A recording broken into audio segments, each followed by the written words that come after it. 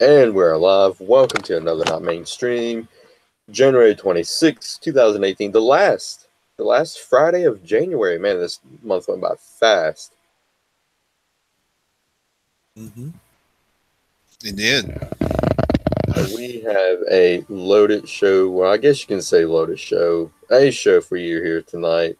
We're going to talk about Trump and DACA, and we're going to talk about the XFL that's returning, and a lot of other stuff. Let's get to the XFL first, because I think this is a great topic to discuss first, because Yeah.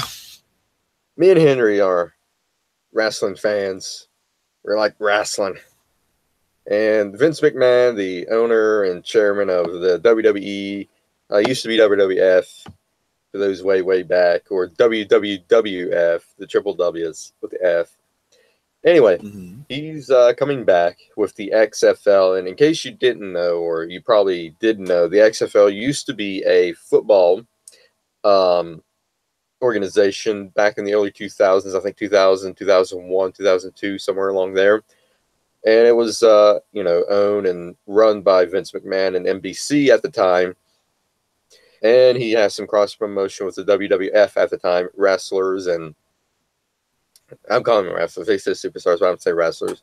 But it started out good, but then the ratings slumped, and it was just an epic fail, flat out. Now I think this is a great time for him to bring back the XFL, because the NFL, I mean, they have shown the true colors. They're anti-American, and we'll get into the NFL. I think, because I don't think we discussed this last week. I think we forgot about it. But the NFL decided against running a Super Bowl ad paid for by veterans, and telling players to stand for the national anthem. They shut that down, and they said, well, it's because it's a political ad and we don't do political stuff. What kind of bullshit lie is that? And I think I got the actual statement here. I actually have the actual statement here. This is the actual statement from the NFL spokesman Brian McCarthy. The Super Bowl game program is designed for fans to accommodate and celebrate the game, players, teams, and the Super Bowl. It's never been a place for advertising that could be considered by some as a political statement. Bullshit. Okay, let me run down some of the political ads that the NFL has ran. Uh, uh, I think it was either last year or the year before.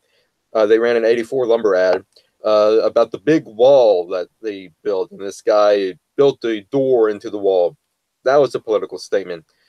The whole Coca-Cola and the whole Muslim controversy, that was a political statement. The halftime Super Bowl show with Beyonce, political statement.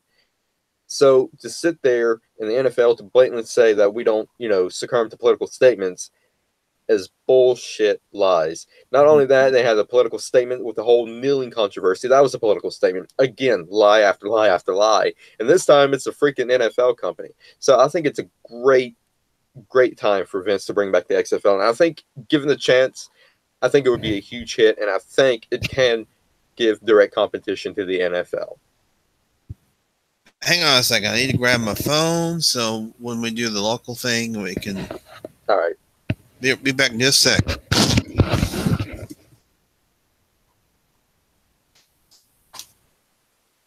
Yeah, but see, the NFL, they are in a giant mess. They're toxic. The NFL is so toxic.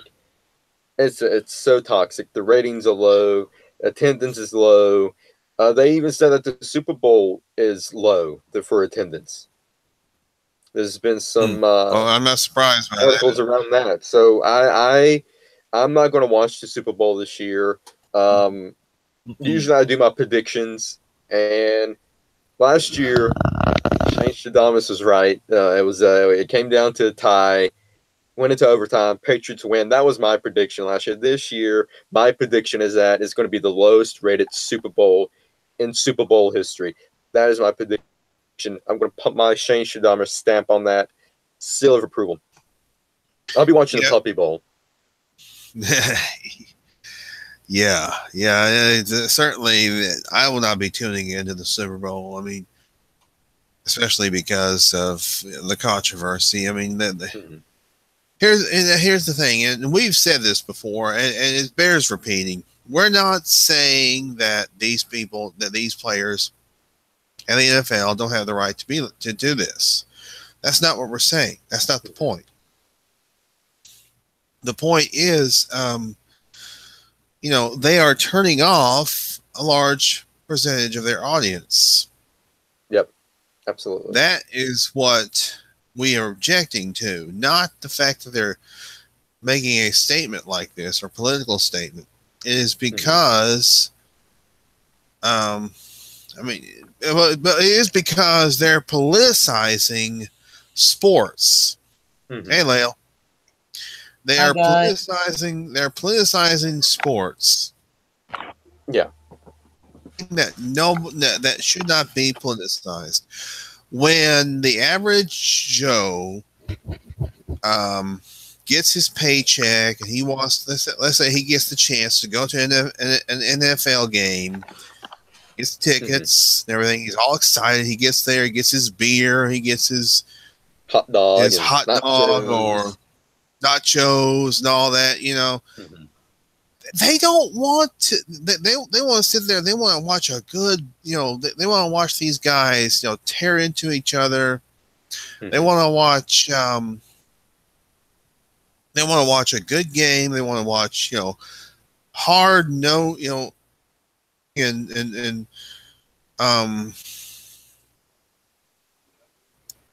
want to see the roughhouse style. They want to see. Well, basically, what they're doing is they're escaping away from all the news cycle, the political cycle, the social issue cycle. That's why people tune into sports in general, is to escape away from all this political stuff that's happening. Yeah. And then when you take political issues and social justice warrior issues and insert that into Hollywood and the NFL and ESPN and all these other escape from reality type things, then it's going to end up with a negative reaction.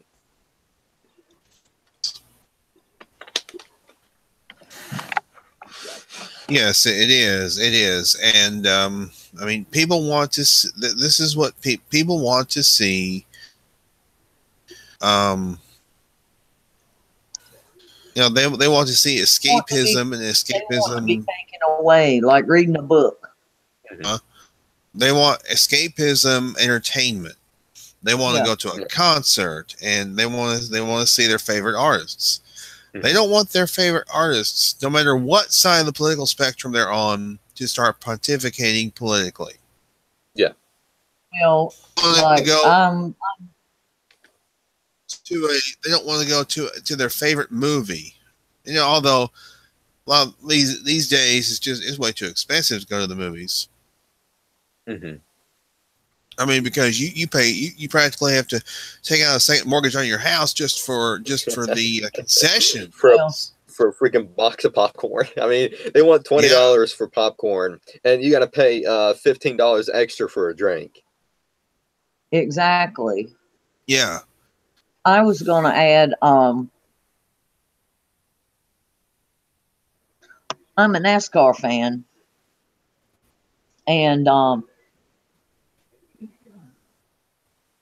people like to see the wrecks, but everybody prays, nobody get hurt, but a wreck is exciting.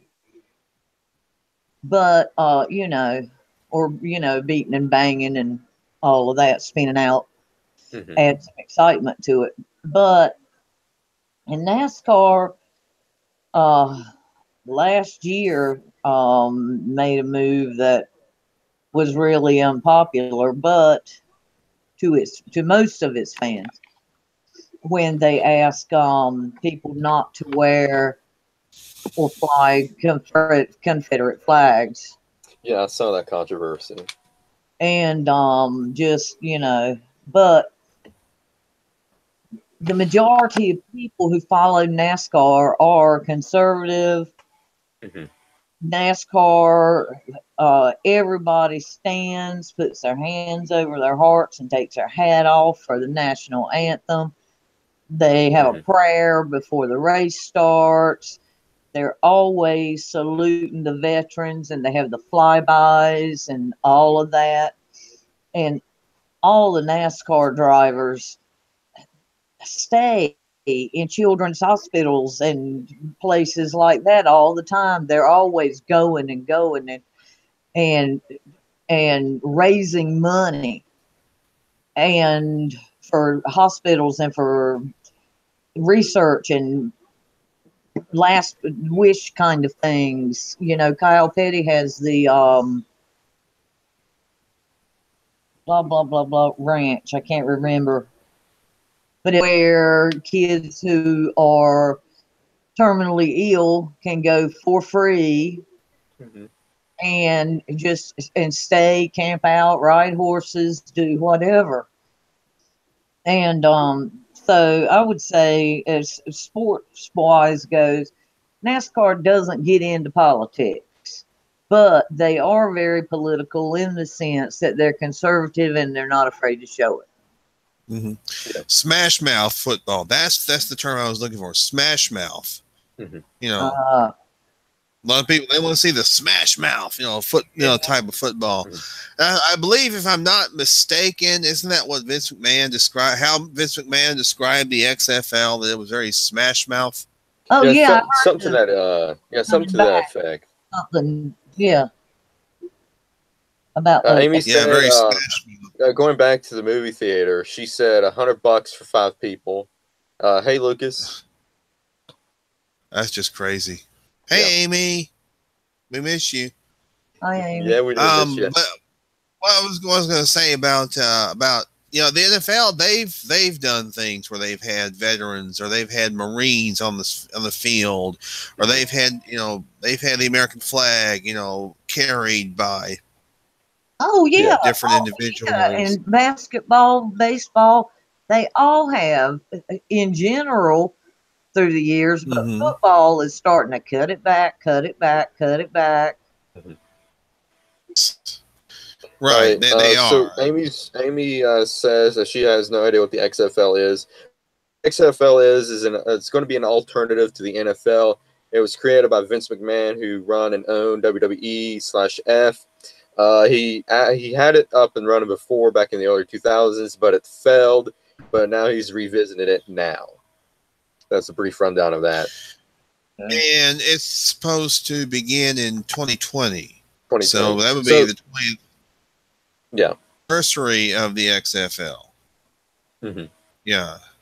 So we're talking Amy 2 years away. Amy misses us too. But yeah, I'm glad that he's waiting 2 years so that it can be, done right and be hopefully a great alternative to the NFL. Is he going to make his players stand for the anthem?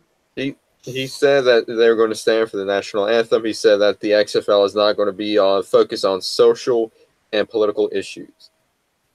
Well, there you go. They used to have that's where we started, I guess. There used to be a player in the XFL whose nickname was "He Hate Me." Yeah, he's the famous guy. Yeah, he hate me. He ate me or he hate me? No, he hate me. He hate me. Oh. And that was his nickname? That was his nickname. Watched 1 or 2 videos That's about right. the original. You remember on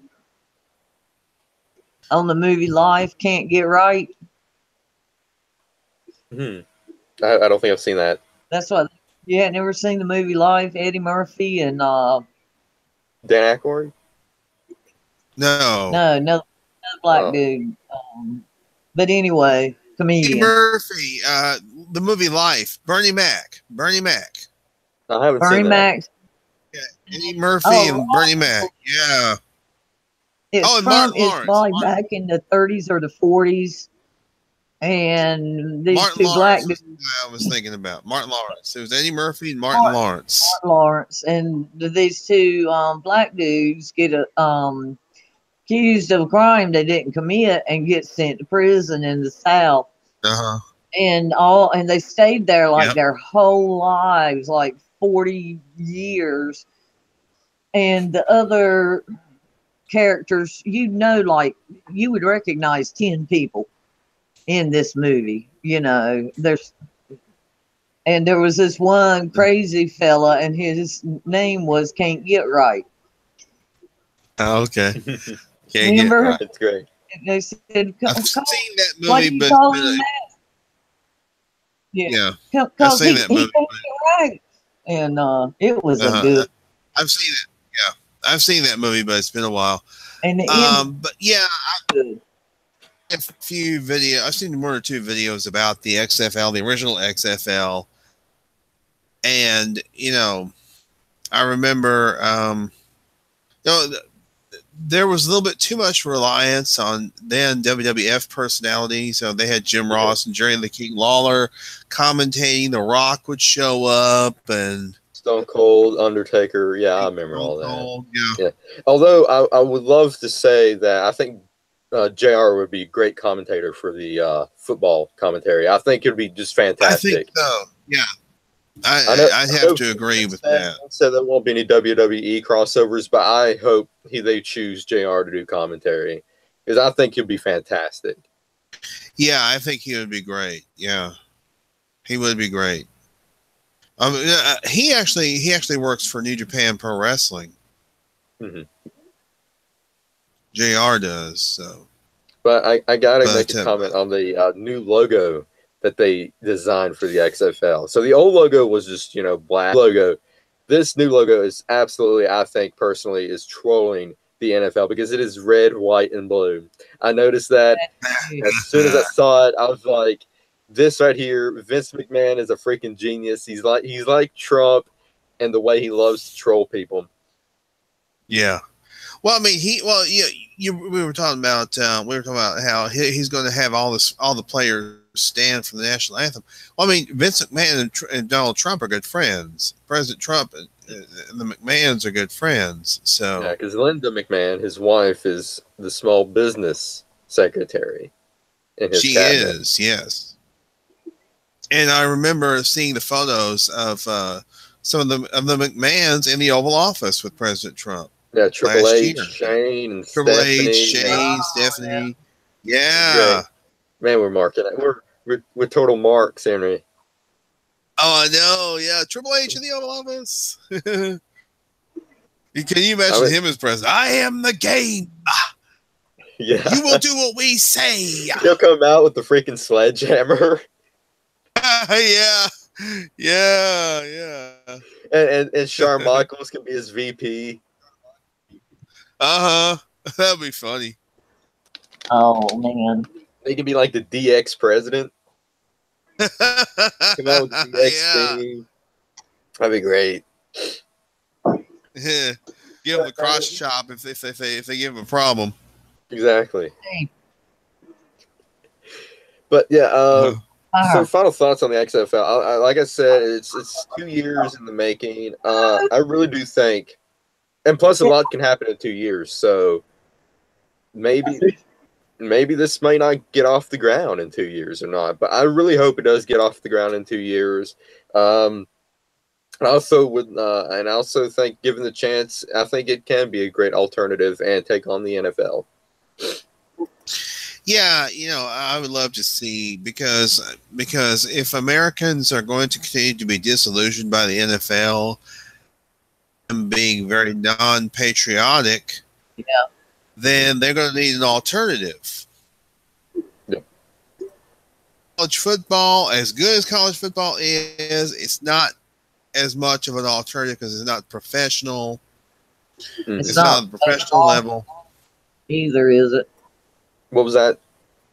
It's not as long a season. College football. Yeah, I don't think college football is long either. Yeah, and the fans they want an alternative. They want something different. They want Smash Mouth in your face. And that's what the XFL promised originally when it debuted almost 20 years ago. And I'm pretty sure that Vince McMahon is going to stick to that concept. Mm-hmm. Mm-hmm. if this Yeah, gets and off the ground, it and is going to make this Vince smash said that mouth. he's going to listen to the fans. He's going to listen to the media. He's going to listen to experts. He's going to listen to medical experts as well to limit concussions and everything. So, Concussions, yes. Right, so I yeah. think, I think this is a great idea. I think it's great. I think given the chance, like I said, it could be a real alternative to the NFL. And plus, the NFL, they're a big monopoly in the football game. So, that's going to be a little bit difficult to get TV time because, NFL owns that. Yeah, that's true. I mean, it was amazing, that Vince McMahon was able to get, a deal with NBC. Well, he knew, he knew like Dick Brandon Ebersol. Tartikoff and Dick Ebersol. Yeah, he knew Dick Ebersol. So he was able to get, the TV time on NBC in prime time. But this was after the NFL season was finished. Mm-hmm. Was when the XFL debuted. It was during the off season for the NFL when he had the XFL going. Yeah, and I think this is what they're going to do again, is do it in the spring season. Yeah, I think that's what they're going to do. Like I say, I think that'd be a good start. Have it in the spring and run a few tests before doing it in the fall. Mm-hmm. How many teams have they got? It's going to be 8 teams, 40 players, with a big Super Bowl like championship game at the end of the season. Nice. Cool. Well, you know what's coming up while we're still on sports? The Final Four.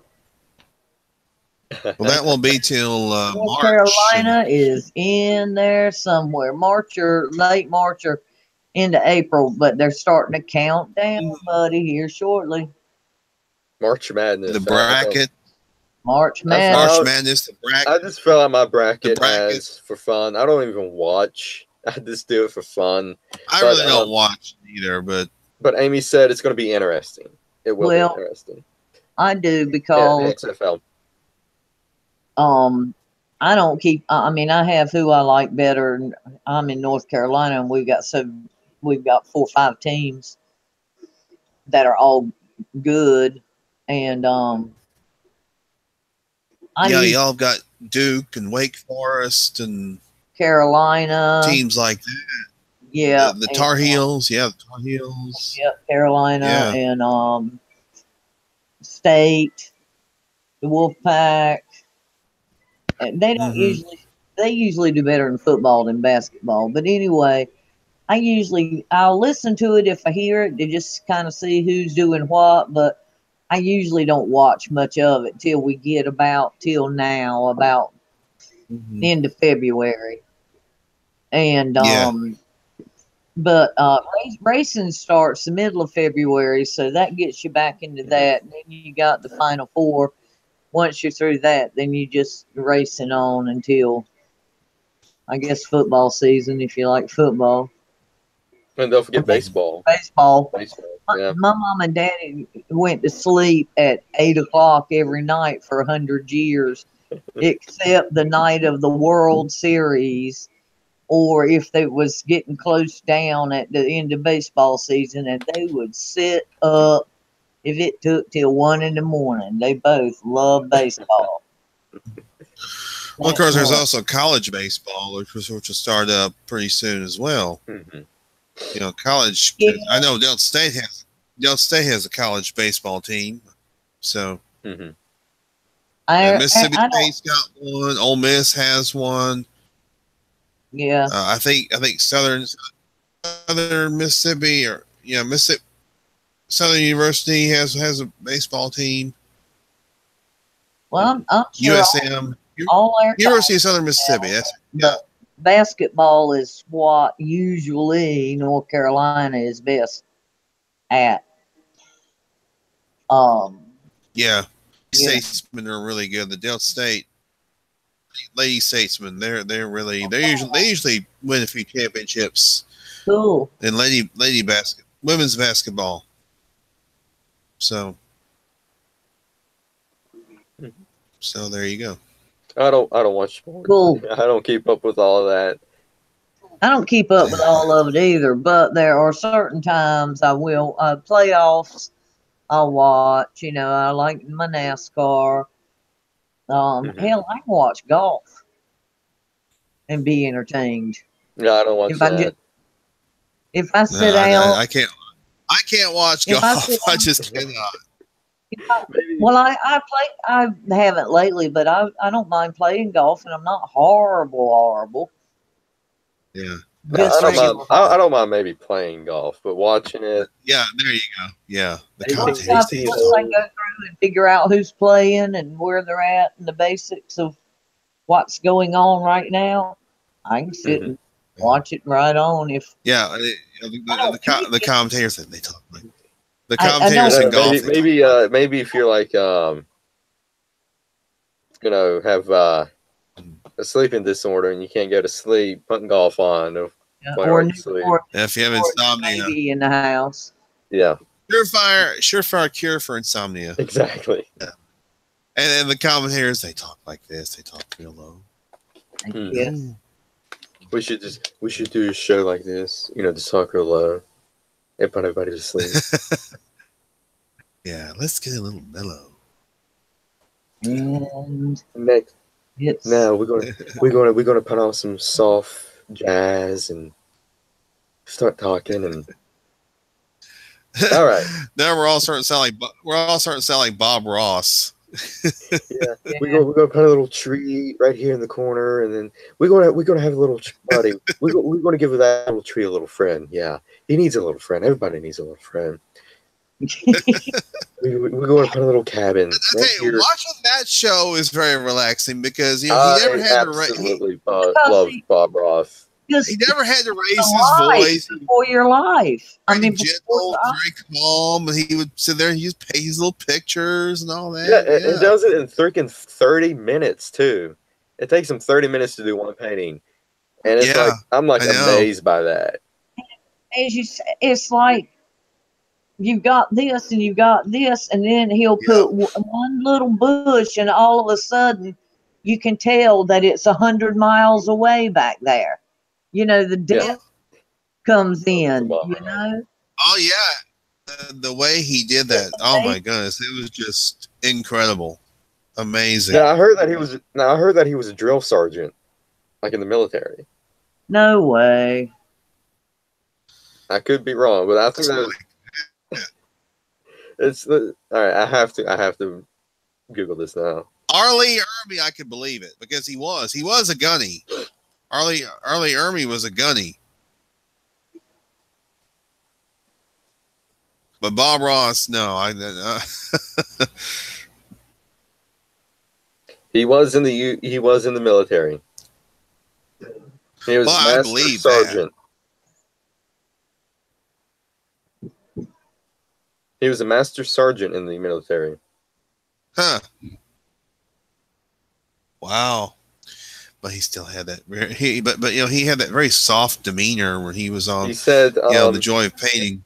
So this is in 1961. 18-year-old Ross enlisted into the United States Air Force. He was put into service as a medical records technician.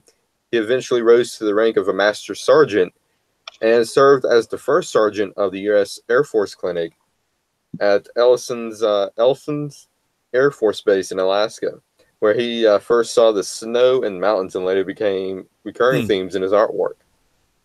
He developed his quick painting technique to create art for sale during his daily work breaks.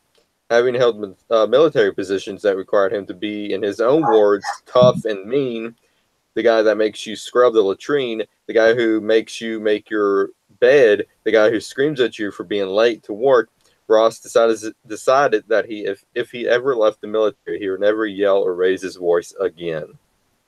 Oh, wow. How cool.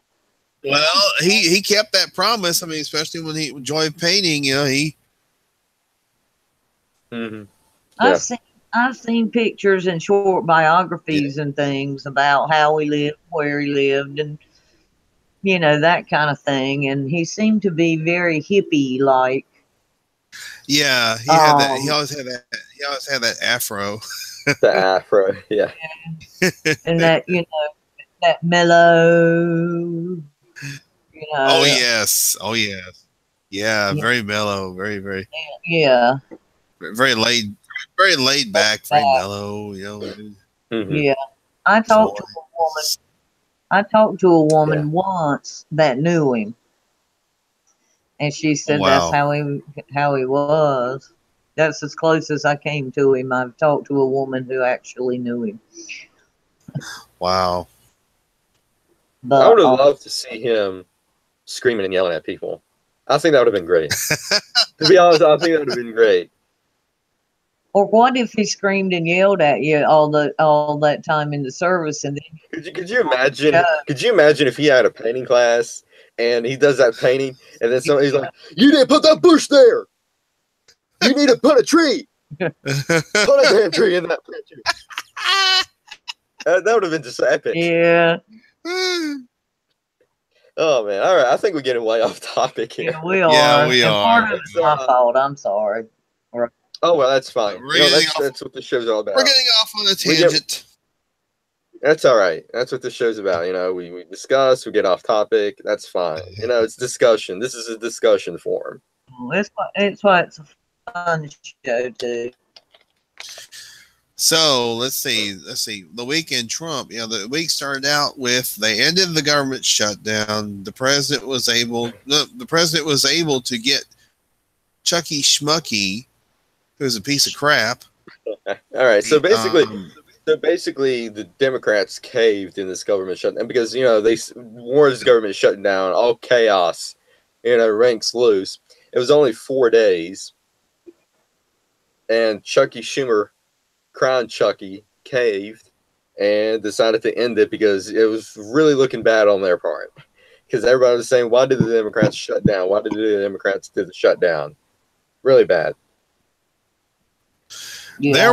There were far left elements. These far leftists were actually pissed off at Chuck Schumer. Yeah, and they was so pissed off that the illegals marched to his house and protest.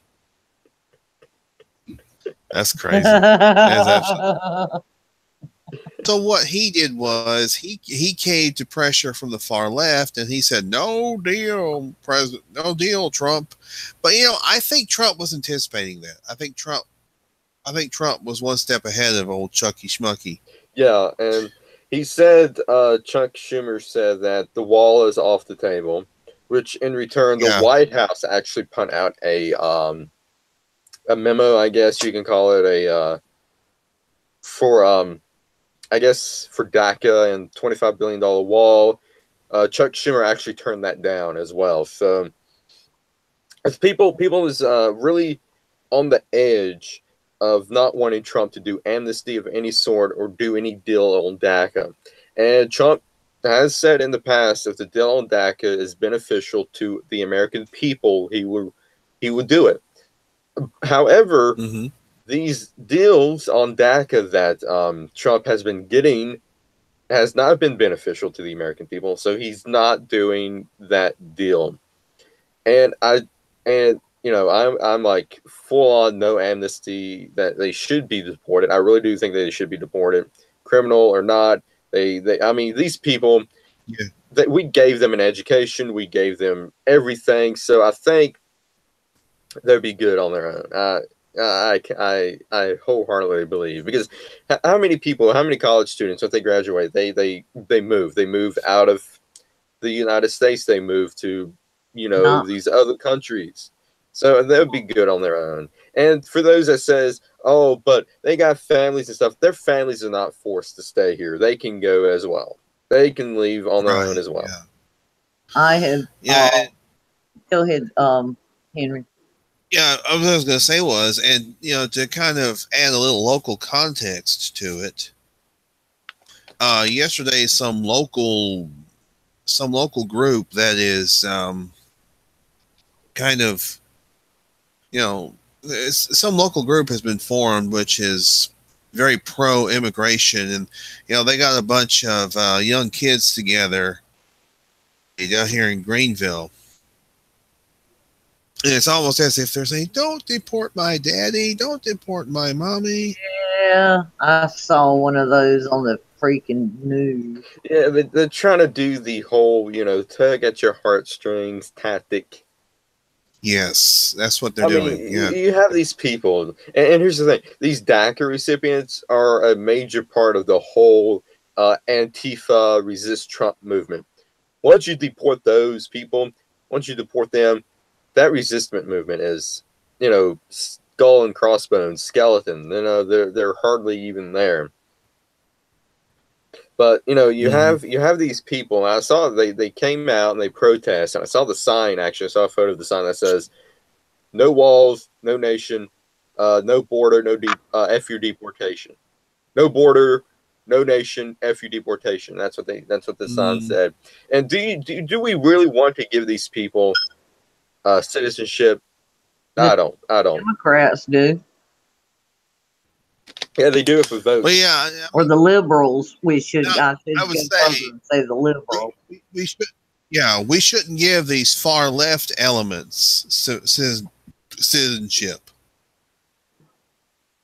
It's more people they can and control. The Democrats are trying their best to keep controlling the blacks like they have. They want them for votes so they can, vote. They want all the Mexican people they can get and control them too, and then they'll get all the votes, and they can live high on the hog and get out to the poor folks and keep them voting for them. Yeah, because here's the thing: Democrats, the way they keep control is, way back then, before this whole illegal mess, they used the black vote. The blacks are getting woken. They're realizing that the Democrats are not for them. They're there for their votes. The more they are. So now you see this shift with the black vote, shifting more Republican, more conservative, because the Democrats has abandoned them. Well, instead of the Democrats trying to bring back the black vote, trying to bring back the blue collar vote, they're like, okay, let's import all these illegals in so they can give our vote, so they can get our vote. That's the whole point of this. They want the illegals to get their vote so they can, have this socialist dictatorship country. Yep. Yeah. And that's exactly what they want. It's almost as if they're saying, "Screw the blacks. Mm-hmm. Now we're going to focus on we're going to get the illegals to vote for us." The blacks, or they figure, hey, we We have a few blacks on our side still, but overall, not enough. We are starting. Yeah, we're starting to lose them. Yeah. Yep. As you mentioned, Shane, not enough. Exactly. So they're gonna concentrate on the illegals. Mm-hmm. Yep. Because Lord knows we got a shit ton illegals in America, and that's why. Well, especially in California, old Moonbeam is just opening the door for them. Come on in. Yeah. Yeah. This sanctuary status. Amy brought up. I don't know why Amy brought this up. She said you can sell dirty panties on eBay. I had to bring that in somehow. Oh well, because I said panties. Oh, you said panties? Pre-owned panties. Yeah. Okay. No wonder people are eating Tide Pods. We got so. Yeah, this is a little off topic, but it kind of goes to what Amy said. I saw a listing for pre-owned camouflage sweatpants. I was like, oh, ew. Jeez. Apparently, some people have some kind of these fetishes that likes to wear pre-owned stuff. I don't. Watch it. No. We have like the county, somebody's put together the Beaufort County online yard sale, and if you've got baby clothes or a crib or a car or a washing machine you don't need anymore, or you're looking for size 10 jeans or whatever, you put it up there. Mm-hmm. And people buy and sell and trade. I don't mind wearing some pre-owned clothes. If I wash them, but I don't want delicate. Exactly, Okay, so I'm gonna gross everybody out. That's pre-owned underwear. so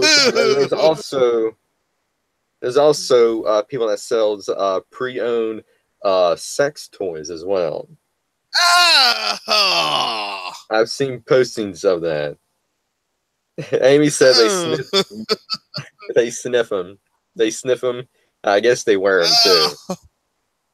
Oh, Lord Almighty! No, it's no wonder there's so many freaking diseases out there. I don't know anything about that. Oh my gosh! I'm a little too conservative for that. Oh. All right, so this has been going around. CNN posted an article. The fake news network posted an article about cuckolding.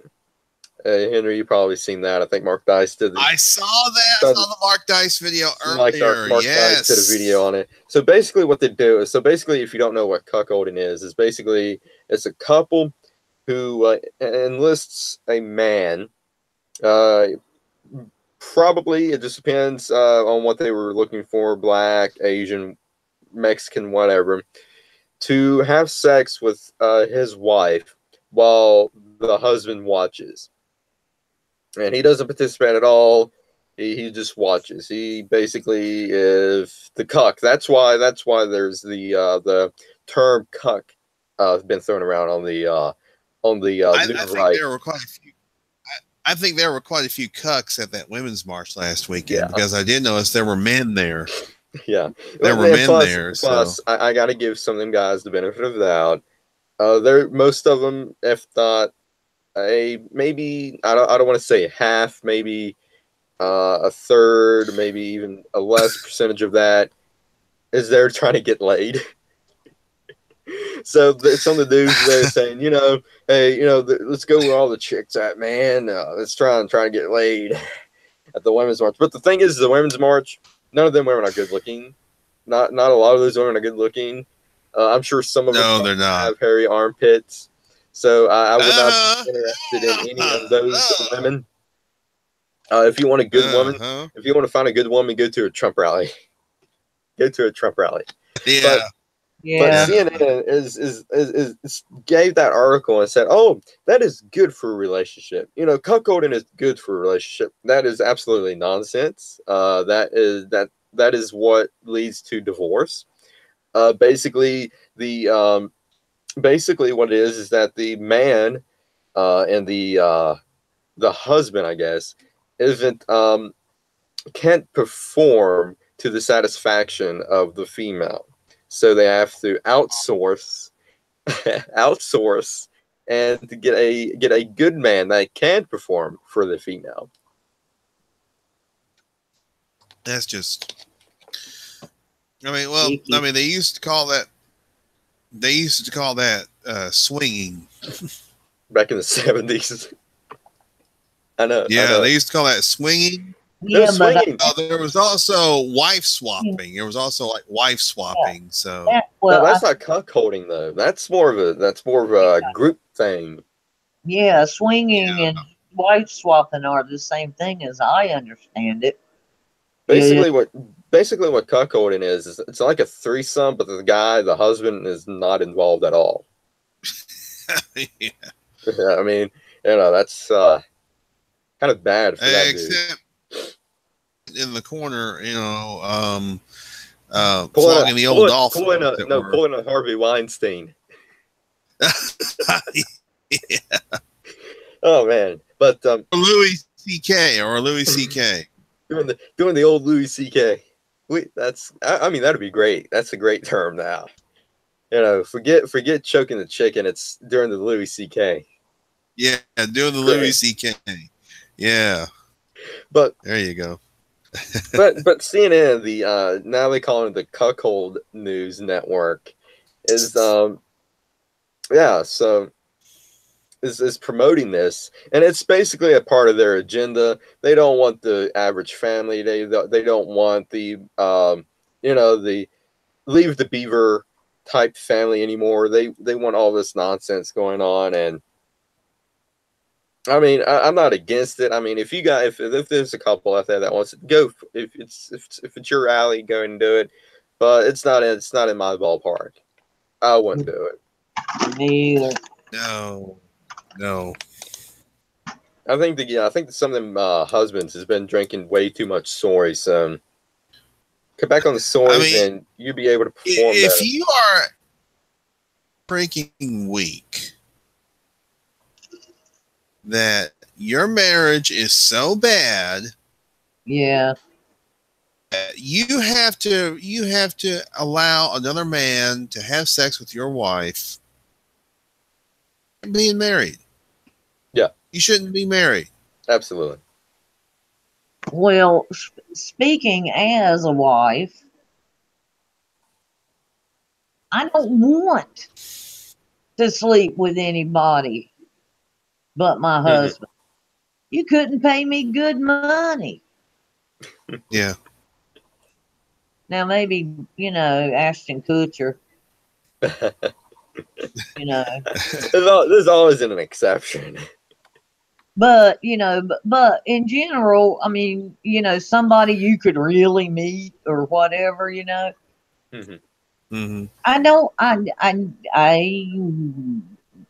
didn't want to sleep with anybody but my husband. Ever. Yep.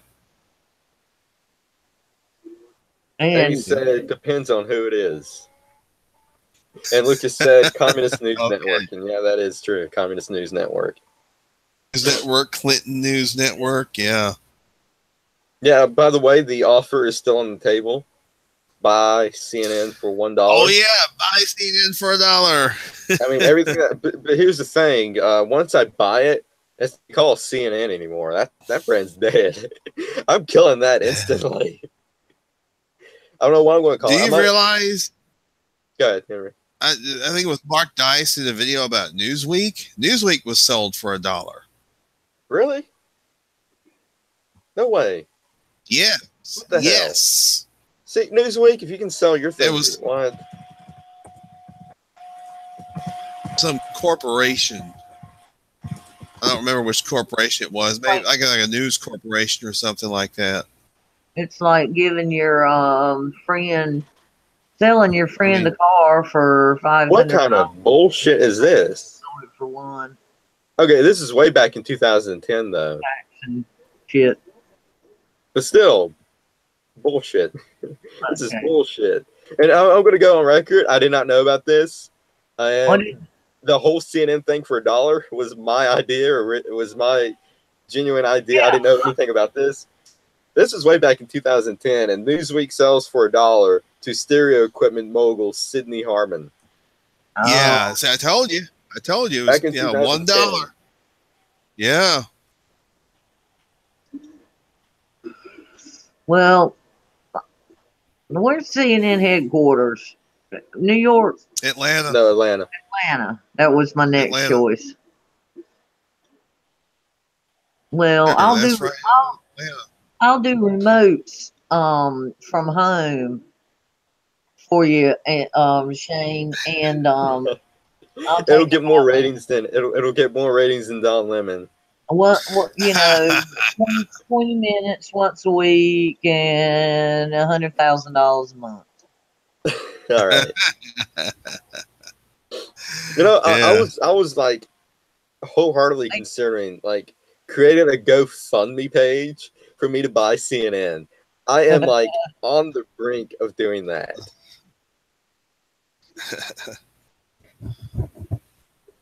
Oh man! Comment below. Anybody that's still watching, comment below. Should I create a GoFundMe page to buy CNN? Well, what if me and Henry both give you 33 cents, and then we would be thirds if you'd have that 1 extra %. See, and then all the profits you split 3 ways. But I you have might have to think on that deal. the controlling 1%. You see, Yeah, I might have to sleep on that. That's a good deal. That's a good offer. you should go with me to buy a car. Well, if CNN has their helicopter, the CNN copter, I'm going to use that. I'm going to be using that going Oh places. yeah, y'all can both come and stay down here with me a few days and fish. Yeah, that'd be great. Yeah. Amy said only if you burn it. Over. Yeah, we might. If I buy CNN, they have that giant logo. They have that giant logo outside the CNN headquarters. I would absolutely take a flamethrower to that. So You could call it. Shane would get the executive chopper, the executive jet. exactly. You could call it SBN. Shane Ooh, that sounds good. Bradbury Network. Shane could have the blonde wig and the $10,000 suit and the Style and championship profile. belt. Woo! Woo! And plus, it's in Atlanta. WCW was in Georgia, and I might get Ric Flair to help me buy him. Yep. All right, Wonder let's see. how much money he's got now. Oh, I have no idea. No, I don't think Ric Flair has that much. I would just think it was more of a thought that I said out loud. Yeah, Ric Flair. I don't think he's that rich anymore. I hope, yeah, as long as he's comfortable. Exactly. It's my, All right, go ahead. I'm sorry. That's all right. Let's see here. So let's see. John Kerry is tossing his hat into the 2020 race. Oh God, old horse face. Oh God, Horse face lurch. I'm sure he'll win again. Oh man. John Kerry. My name is John Kerry. I can't do it, John. You know who can? Mad TV. Michael McDonald. He did a great, freaking hilarious John Kerry. Oh yeah, Look that up. He was in the first Austin Powers movie too. Yeah, he was in the second one too. Yeah, I'm gonna have to watch the second one. I remember he was in the first one. He was the one that got flattened by the steamroller. Mm-hmm. I'm thinking of Real Pharaoh with Pharaoh because he was the guy. Will Ferrell, ran off the car. He was like, I'm still alive, but I'm very badly burned. I know. Yeah. Will Ferrell. He was in the first two. Yeah, that's right. But I remember Michael McDonald. Yeah, he got run over by the steamroller. The first one, yeah. Mm-hmm. I know. But yeah, you're talking about John Kerry, old horse face lurch. Herman Munster. They call him Herman Munster too. But all right, so let's take a look at the potential 2020 candidates. John Kerry, Oprah, Bernie Sanders, Elizabeth Warren, Kamala Harris, Cory Booker. I wouldn't be surprised if Hillary Clinton tried again. Creepy Joe. Don't forget about old Uncle Joe. Joe Biden, Michelle Obama. I mean, the field is very big. I mean, I would love to see John Kerry and Trump in his debate. I think Trump would just wipe him. He would, yeah. But I don't see John Kerry actually winning. He might nomination at all. I don't see him win the nomination. Maybe if they probably rigged it, that's the only way. But and you can see a pattern. I mean, it's all these old globalist type figureheads, like John Kerry, globalist type figurehead, Joe Biden, Mitt Romney, all these old people trying to get globalism back on tracks, and it's done for him. And Trump today, he was at Davos. He spoke at the big globalist summit Davos, and he said basically that we're going to put America first. They hate that. They hate putting America first. They hate the tax cuts that he did. They hate everything, and it's on.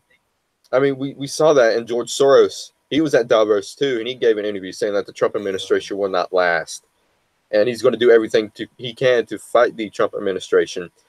And that man is just that man. He's the freaking emperor, man. I'm telling you, he's the freaking absolutely, emperor. absolutely. And what someone, I don't know who can be Darth Vader, but someone needs to take him and toss him off the freaking railing at this point. Yeah. But now President Trump, he did say America first, but he said, but we can't do it alone. Yeah. Yeah. He said that he would like to get other countries' help.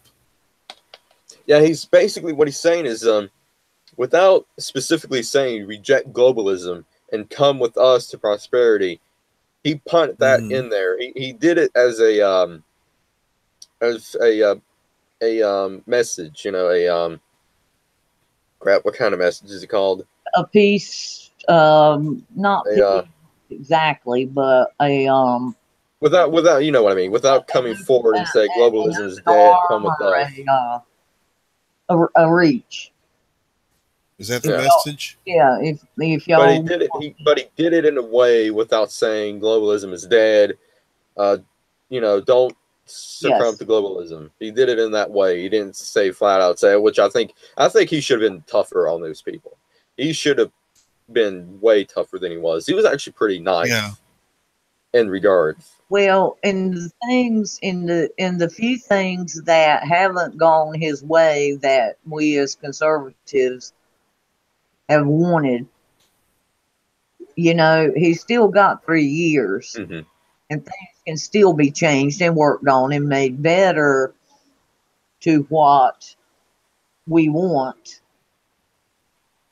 So I don't think people should bash him too hard if this bill goes through, but it had too much of what the Democrats wanted for the Republicans. Maybe next. Well, it's now down to 2 years because it's 2018. So this is going to be the next presidential election. Plus, there's also the midterms this year as well. So yes, God, we've all got to get out and vote at the midterms.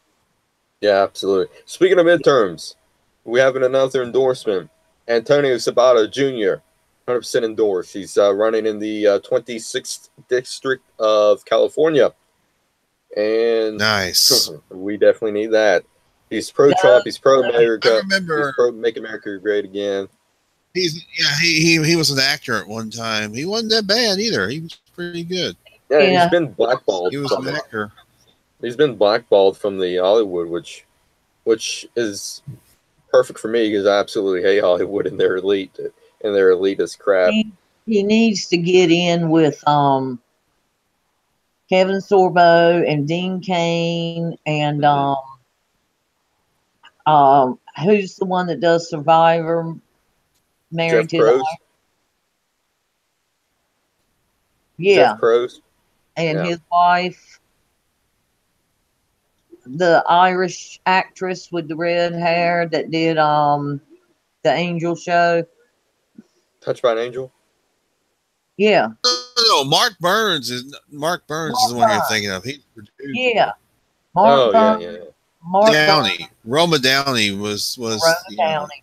And Kevin Sorbo, Dean Cain. There's beginning to be a large group that are working together and making family-friendly Christian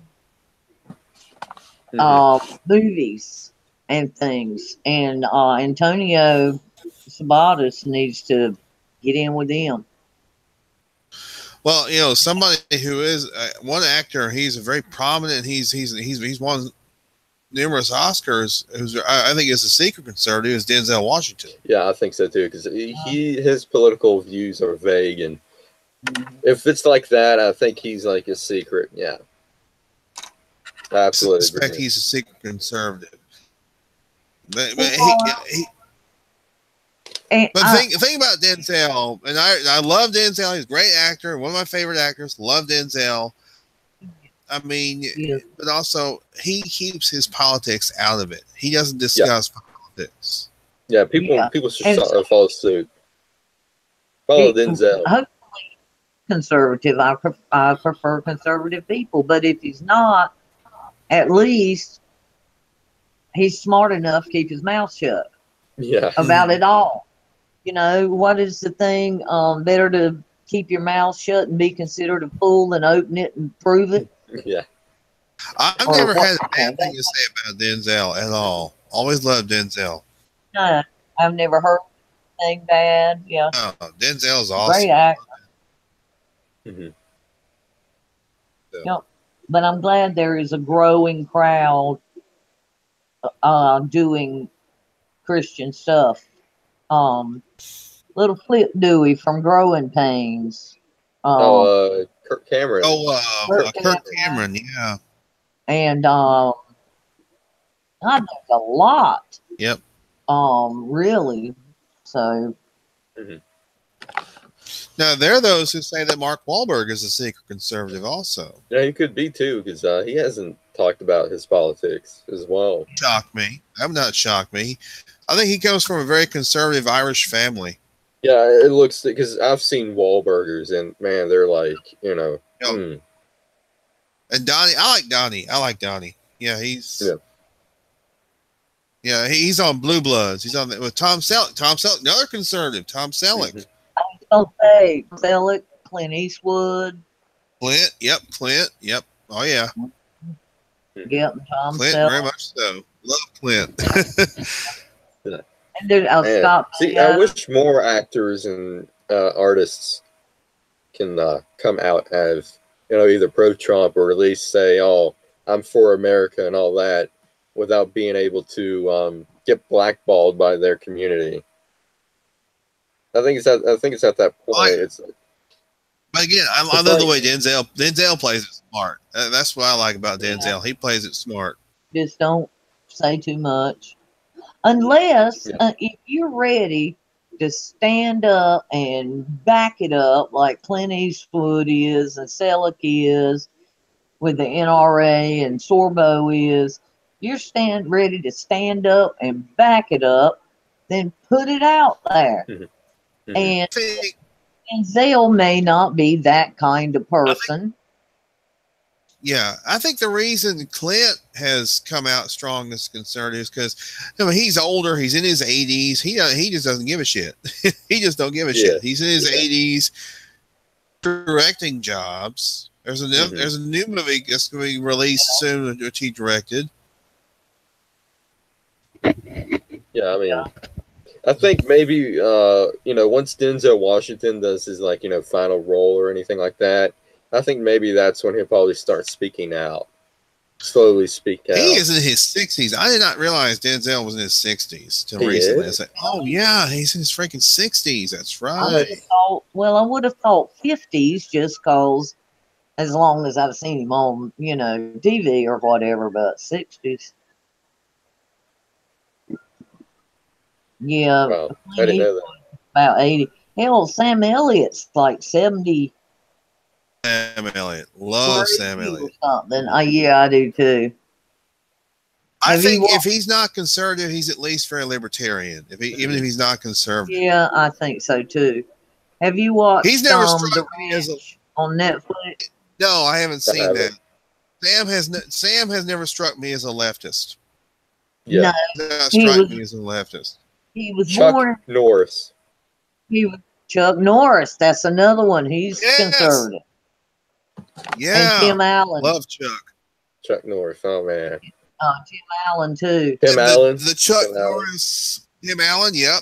Tim Allen. Yep. Patricia Heaton from Everybody Loves Raymond. Mm-hmm. Yep. She's Deborah from Everybody Loves Raymond. Yeah. Mm-hmm. Yep. Oh, and there's a lot out there. Henry, do you still know how to get on my Netflix? Yeah. Go and watch go to Netflix Originals and watch The Ranch. I'll check it out. I'll check it out. Yeah. It's like it's a comedy series, and it's like 20. Yeah, Ashton Kutcher is on Yeah, it, and and the other dude from '70 Masterson, Show. Sam Elliott, That other guy from Danny Masterson who played Hyde. yeah. Hyde from that '70s show, and As you get into it, you'll Kelso, Kitty and Red and Fez. They have parts in and out on it. Oh yeah, they've been on there too. Yeah, I read about that. I heard Kermit that they Smith. canceled the ranch because of the sexual allegations against Danny Masterson, I think. All I heard was that Danny Masterson was not going to be on the next season. But Deborah Winger's on it too. Deborah Winger, yeah, she's on the show. Winger is on it. Yeah, I said a minute ago. Just try it. Yeah, Masterson's been written out. I'll take a look at it. I'll take a look at it, Lael, and see if the first episode was all right, but I wasn't super impressed. But I watched the second episode, and then by the third, I was like, I got it. Oh wow, this is good.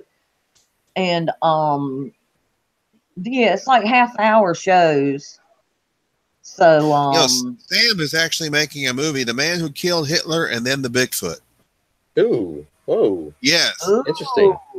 He is making a movie. Yes, that's going to be one of his next movies. Yeah, The Man Who Killed Hitler and then the Bigfoot. Who would that be? Yep. Sam. Oh, who played the Bigfoot? I don't know. Oh. No, this was Sam Elliott. He's in that. Yeah. Interesting. I always like that voice. His real deep drawl. He talks like this. What and Sam Elliott's mustache is among the top 5 ever? Yeah. Oh yeah. Oh yeah. Definitely. Yeah. Sam Elliott, Tom Selleck, Dale Earnhardt. And what's the 2 other ones? Yep. They're the best 3 I know of. I wanted to ask, or maybe it was I wanted to ask. Oh, yeah, Henry, when is this coming out at this Sam Elliott? Is it on Netflix? Coming out at the theater? I think it's going to be released theatrically. The movie, the Man Who Killed Hitler and Then the Bigfoot. I think it's going to be released theatrically. So okay. Yeah, I'm looking on Internet Movie Database, and there's not a lot to talk about it. They said that the filmography was filmed in December, so it'll probably come out next year or late this year. Okay. So we need. Yeah. Basically, it's about a World War II veteran who killed a Hitler, and then he killed a Bigfoot. Oh wow! Hang on, getting a call. Hang on. I can figure out how to. Go ahead and mute me. I'm trying to get the. There we go. I got you. All right, Henry is getting a call from Rick, I guess. Okay. All right, let's see here. What else in the news can we discuss? All right, let's see here. Something that Henry probably wouldn't have that much to say about. So, So let me look through the list here. Let's see here. Net neutrality is back in the news. So Burger King did this pro net neutrality ad on their Facebook page, and thanks to Amy for sending it to me, because she tagged me in it. The pro net neutrality Burger King ad, and basically what the ad was that they filmed at this Burger King, and they had these 3 different types of Whoppers. The Super Whopper at fast speed, you got to pay $30 for. The medium speed Whopper at 15, the lowest speed Whopper at 5, and basically it's just saying that if you want your Whopper at a faster pace or a faster to be on the in a faster, faster time. made it fade, yeah, at a faster time. You got to pay, a higher price for it. So it's this pro net neutrality ad through Burger King, full of misinformation. I think it looked like they were actors. It looked like they were actors in that ad playing the unsuspected customer. Yeah. Yeah. I saw the post and kind of read what was above it and below it, and I thought I would try and go back and play it later, and I didn't. But Well, the best part is about the ads now, they got closed captioning, so you can just read it. That's what I did. I just read it. I was like, oh my God. I mean, Burger King, of all of the corporations, Burger King, I'm surprised they didn't do it with McDonald's. I wouldn't be surprised if McDonald's does it. I don't know. But net neutrality is bad. The FCC shouldn't control the internet. The Federal Trade Commission. This is what needs to happen, and this is what I hope happens, and this is what I think is going to happen. You see, the big tech giants, there's a big reason why they want net neutrality, because it's beneficial to them, not to the consumer, not to the person that is on the website. It's not beneficial to them. It's beneficial to the tech companies. Now, if the FCC was controlling the internet, then they'll have the internet companies and the tech giants will have free range to censor anybody, and we see that going on now. We see Twitter censoring people. We see Twitter shadow banning people. We see YouTube, shadow banning people. We see Facebook censoring people and shadow banning people. So that's why they want net neutrality, so it can be an easier way for them to censor people. Now, seeing how the FCC decided not to invoke net neutrality, and it's going back to the Congress, they said that Congress may have the votes for implementing net neutrality. I kind of hold out they probably won't. I hope net neutrality doesn't get passed. But if the Federal Trade Commission, the FTC Commission, regulates the internet, that is bad for these tech companies, because then there can be competitions to Facebook. There can be competitions to YouTube and Twitter and all this other social media websites, and that's what the tech giants do not want. So that's why net neutrality is bad. They don't want the competition. Well, yeah, they time social media platforms feel threatened by these other social media platforms, or these alternative social media platforms. If we don't make $120 billion this year, I'll have to give they shut up down Latin Burma. Yeah, they shut down vid.me, but they still have BitChute going. BitChute is a video hosting service. Yeah, we are on BitChute, politically alt. We're on BitChute. Oh. There's, as far as social media platforms, there's Gab.ai, which is very much an alternative, and they do believe in freedom of speech. Absolutely. And see, the thing is with Gab, Google regulated, and they're not showing up in the Google apps anymore, because they say, oh, they're an alt-right network, and we got to ban and shadow ban these people. That's why net neutrality is bad.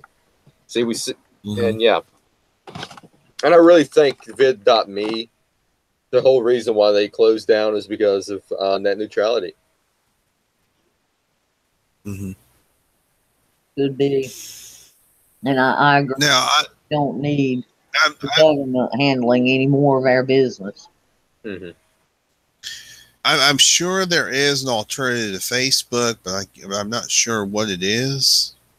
Yeah, I don't. There might be, and there might not be something created yet. But yeah, I mean, because just about everybody's on Facebook. Everybody and their brother is on Facebook. So let's go back to MySpace. Oh Lord, I remember MySpace. Yes. Oh man, I was there. To see how old you guys are, I was in middle school when MySpace happened. Oh my Lord! It was 2006. It's still logged on to MySpace, but you can use your Facebook log on to MySpace. That's wow. That's weird. But Remember when you were on MySpace and there was always the one guy who was everybody's friend because he was like the found. Yeah, he was like the founder, the creator of MySpace. You automatically get one friend, and it was Tom. You would, yeah, I know, I remember. And I think Tom from MySpace is probably on Facebook now. I imagine he is. He might be on Twitter, probably on Twitter too. Probably on Twitter too. With the same photo with like the whiteboard in the background, he's waving. I remember that vaguely. I remember that. Yeah. I mean, I can close my eyes and picture that. All right, so let's see here. What else? What else in the news cycle today? We talked about Davos. We talked about net neutrality. Missing text messages. This one is a real head scratcher for sure. So the FBI said that there was 50,000 anti-Trump missing text messages between Peter Strzok and his mistress from the FBI. And didn't they find those?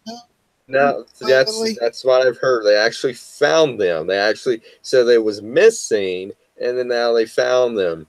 Now, let's just okay. So are we supposed? So the media and all these Hollywood people are saying punch your trust into the FBI because they know a lot of things.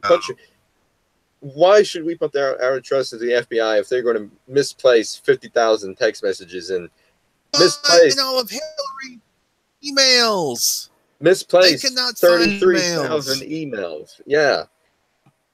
So you can trust them to find 50,000 text messages. Yeah. Now they found the text messages, and apparently they're so anti-Trump, and some of them text messages is punting violence to Trump and promoting violence, and we've seen that already. We've seen that in the media and all this other sources and all these other sources as well. And apparently, so Washington Post, they've done the anonymous source, these anonymous sources. Apparently, Peter Strzok and his mistress was the anonymous sources in some of them articles that was posted in the Washington Post. Yep. Well, there you go. I mean, it's just a comedy of errors. It really is. The FBI is a comedy of errors. I mean, and they wonder why. And they wonder why President Trump fired James Comey. Yeah, he's like the head stooge of the FBI. He was the head stooge of the FBI. Yes, he was. I think for some reason, and I can't tell you exactly why, but I just have this feeling that James Comey, his heart, is and wants to be a decent person, but he's not got the IQ enough to handle all the round and round and details of that much lying. Mm-hmm. Like they say, if you don't lie to start with, then you don't have to keep up with your lies. And I think that James Comey got a position where he wanted to be and worked hard to be and whatever. And then he got wrapped up in something he could not comprehend and handle and take care of and keep all straight in his head. And he was trying to do the right thing, and he was trying to not get murdered by the Clintons. Yeah. And he just got overwhelmed and blew it. Well, I don't know. I mean, James, and he's like a potential candidate now for 2020. I don't want this guy. I don't want that guy to run the country. Hell no. Who's he gonna run at? A Democrat or a Republican? Probably as a Democrat. But all right, so I'm on here, and I had to look up Peter Strzok's wife because I've seen the mistress, and the mistress is like flat out ugly. All right, she is not a very good looking woman at all. And his wife, she's pretty decent, but if that was my wife, I would rather be with her than I would the. I think her name was what, Carter Page, Sarah Page, or something like that. Sarah Carter Page, or something like that. The mistress. Yeah. I wouldn't be with her. Well, what if There's a photo of her all smiling, and she's all gum, the gum to teeth ratio is all gone. It's like, hey, dude, you can do better. What if she was great in bed, cooked, had all the housework done, waited on your hand, and Who, the mistress or the wife? The mistress. And what if the wife would never give you any, didn't do nothing around the house, but go out and spend money, didn't take care of you? I mean, look at it a different way. Like Red West told Patrick Swayze in Roadhouse, never marry an ugly woman. Just takes the energy right out of you. Yeah, exactly. Yeah. And so they miraculously found these 50,000 missing text messages, which means they probably went missing in the first place. Again, and then now this came out that Peter Strzok and the mistress Paige was talking about that they may have been a special prosecutor for the Hillary Clinton email scandal, but it got shut down. Yeah. And this memo came out, and this not a memo actually. It's this came out from the United States Senate Committee on the Judiciary. So yesterday, the Committee of the Judiciary is conducting an oversight of the DOJ, FBI, and their investigation on the classified information on former Secretary of State Hillary Clinton's private email server. On January 19th, 2018, in the response to previous requests to the committee, DOJ produced to Congress 384 pages of text messages exchanged between Peter Strzok and Lisa Page. That's her name. However, according to a cover letter accompanying the production, the FBI did not preserve text messages between Mr. Strzok and Mrs. Page between December 14th of 2016 and May 17th of 2017. The text messages were provided raised some serious concerns about the impartiality senior leadership running both Clinton and Trump investigation. So this is before the missing text messages were miraculously found somehow. Yeah. And consideration of a special counsel. And on May 17th of 2016, I wrote former FBI Director James Comey expressing my concern. So basically what happened was and the whole memo is posted on the Facebook page, so you guys can read that. But basically, to sum it up, it said that James Comey was going to appoint a special counsel, but was shut down. So maybe that whole tarmac meeting between Clinton and Lynch was the decision of not to do the special counsel. So we're getting more information about that. And didn't she take a plea deal? I think she did. She may have. I think I saw that today, that she had took a plea deal. I didn't read the details of it, but plus, let's say it came out. Was it yesterday or the day before that? Yeah, go ahead. That the president was going to fire Mueller last year, but yeah, that turned out to be sort of fake news. And here's the thing: he can think about firing Mueller. That's not obstruction of justice just to think about it, and it's not even obstruction of justice to fire him either, because he has every right to do so. Unless now maybe Congress should change the law saying that if there's a special counsel in place, the president is not allowed to fire him if he's investigating the president. Maybe Congress should do their job and create a law. But as of right now, the law says that the president has every right to do so if he feels needed to. Mm-hmm. So, and there's also things in the rumor mill swirling around that Mueller might meet with Trump. And that is a bit, I am fully against this, because that is, General Akbar would say it's a trap. That is a perjury trap right there. Because here's the thing, Trump, if Trump does meet with Mueller, he needs to have every single lawyer that he can. He needs to audio tape it. He needs to videotape it. He needs to broadcast it live on CNN, MSNBC, everything, C-SPAN.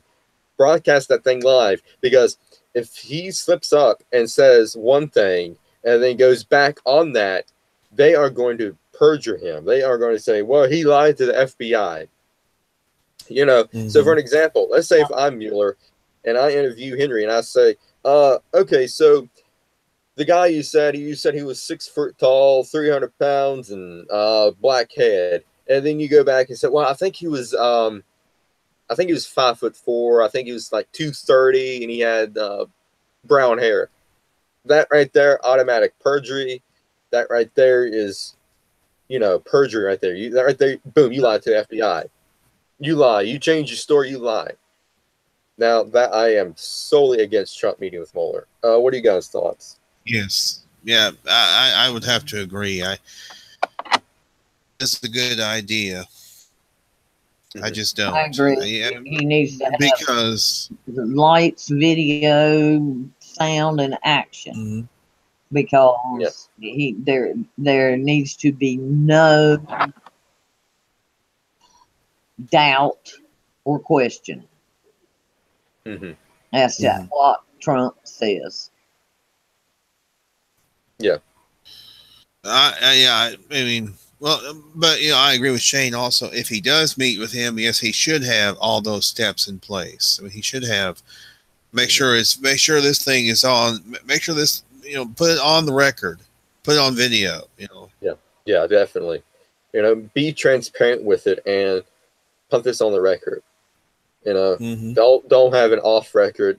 Where nobody can see and hear and see what Trump and Mueller says. Put this thing on the record. I mean, he doesn't even have to do, live broadcasts of it. He can, videotape it. He can audio record it, but he seriously needs lawyers with him, because never, ever, ever, and I mean ever, meet with the FBI without lawyers. Call up Saul Goodman and have him with you. Jeez. Well, they videotaped Bill Clinton's depositions. Yeah. So they should certainly, if there is going to be a deposition, they should certainly videotape. I guess digital Trump, or whatever. I want the Hillary treatment. I don't want to be under oath. If I perjure myself, I'm not going to be subject to arrested or anything. Get the Hillary treatment, because apparently Hillary Clinton is above the law, and you need to get the Hillary treatment. They need to be a the right to remain silent. There needs to be like a right to get the Hillary treatment. Well, of course, we know what the left would say. They'd be like, "Oh, he's under oath. Yep. He perjured himself. Impeachment." Yep. Absolutely. That's exactly, and that's how the media will spin that too.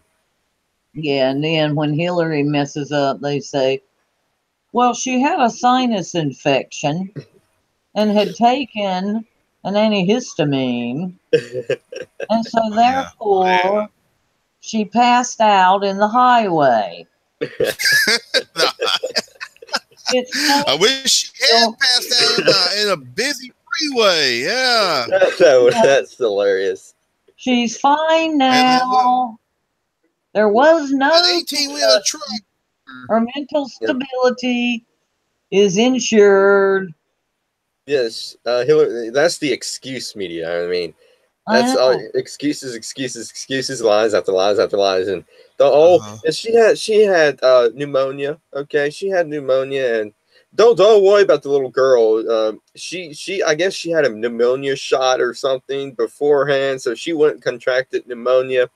I mean, come on, give me a break. Mm-hmm. Yeah. Before we get into local news, we got to discuss this because this has been going around on the internet sphere for a couple of days, a week now. The whole Tide Pod challenge. Oh God, yes. Oh Lord. So I say that's natural selection. If you eat a Tide Pod, that is natural selection, and if you die from that, that is absolutely natural selection. Because maybe, yeah, it's okay. So first off, it's not a pandemic like the media is making it out to be. I mean, you have like a couple, I say probably about 50 people that's doing it, and they're like idiots. So if you eat a Tide Pod, you deserve what's coming to you because those things are not edible. Maybe Tide should make an edible Tide Pod, in the gummy section of Walmart, so that you can actually eat it. Yeah. Oh, these people are idiots, man! I swear. And have you all seen the posts on Facebook that say, why eat Tide Pods when all this cotton candy's in your attic? Oh yeah, the insulation. I saw that. There's also going around with like the container of Comet, the cleanser Comet. Yeah. It looks like cocaine, and there's like laid out like cocaine, and they got the dollar bill. Oh, no, people like trying to snort it. It's great. Oh yeah. Like the chicken, Cheech and Chong. Yeah. Remember that chick? Let's just leave that there. Well, it seems like there's always new ways to get a high, to get a new high. 5 years ago was bath salts. Yeah. Yeah.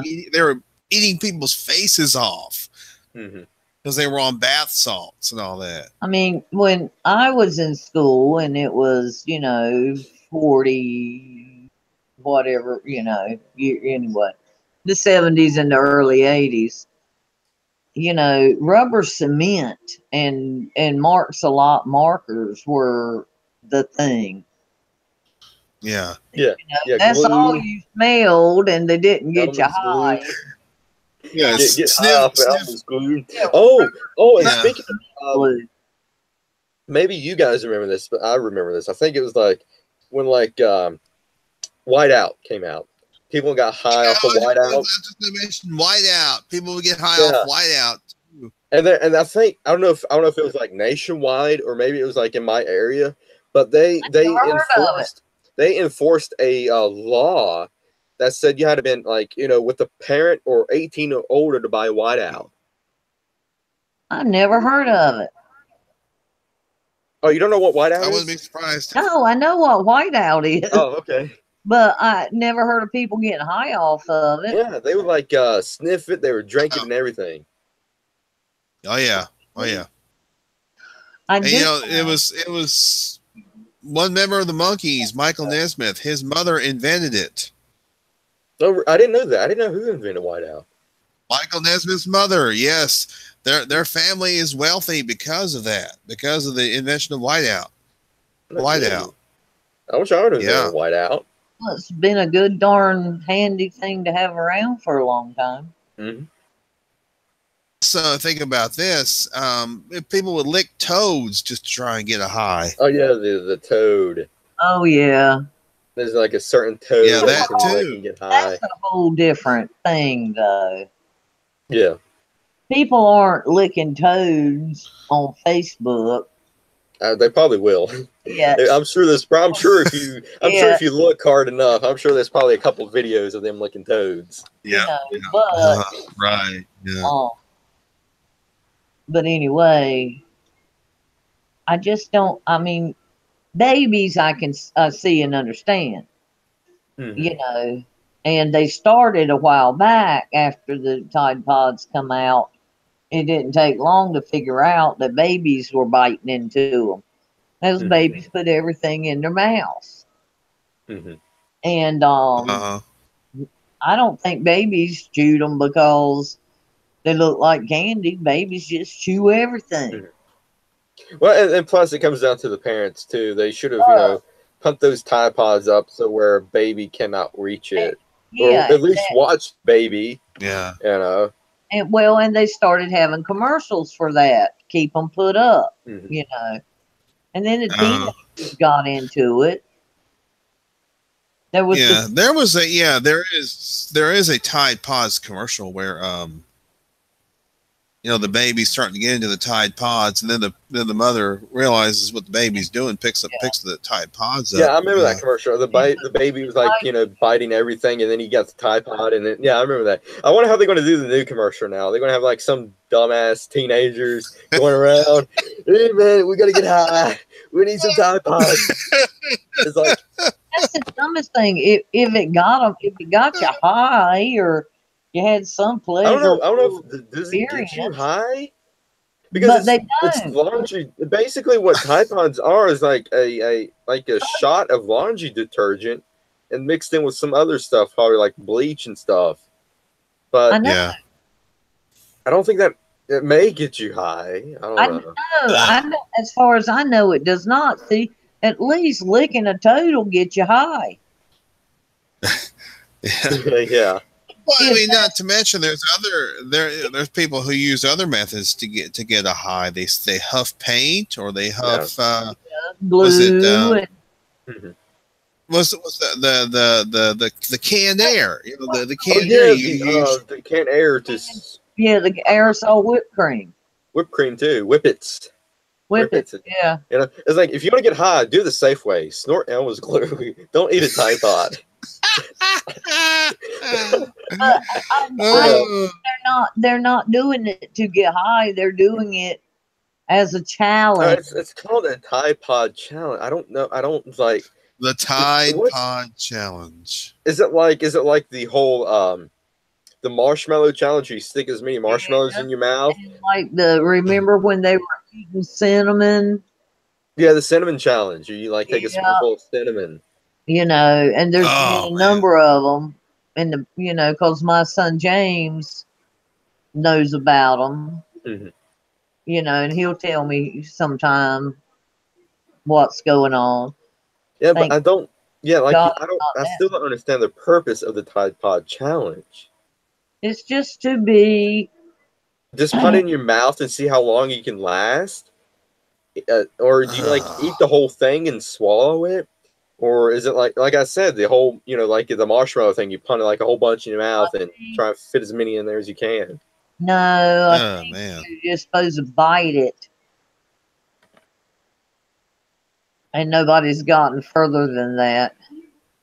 I mean, it sounds like just a bunch of bored teenagers that just didn't have anything better to do. They're the Bernie. They're probably the Bernie voters. They're probably the Hillary voters. Like. Could you imagine Bernie's like, hey, you kids, you gotta eat the Tide Pods. I've been eating Tide Pods all my life. What an insane idiot he is. Him and Nancy Pelosi could go to hell off somewhere and just. Now we know why Nancy Pelosi and Maxine Waters is not on this planet. They've been eating too many Tide Pods. Yeah. That's why she's all buzzed out. That's why Nancy Pelosi's all buzzed out. She's like, I gotta get a Tide Pod. I need a Tide Pod.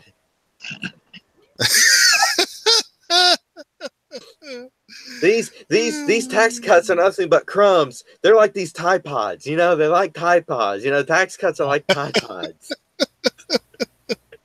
Yeah. I'll tell you what, I'd take $1,000 right now and chew it up and spit it out. On just now, $1,000 is just breadcrumbs. Well, they're just breadcrumbs.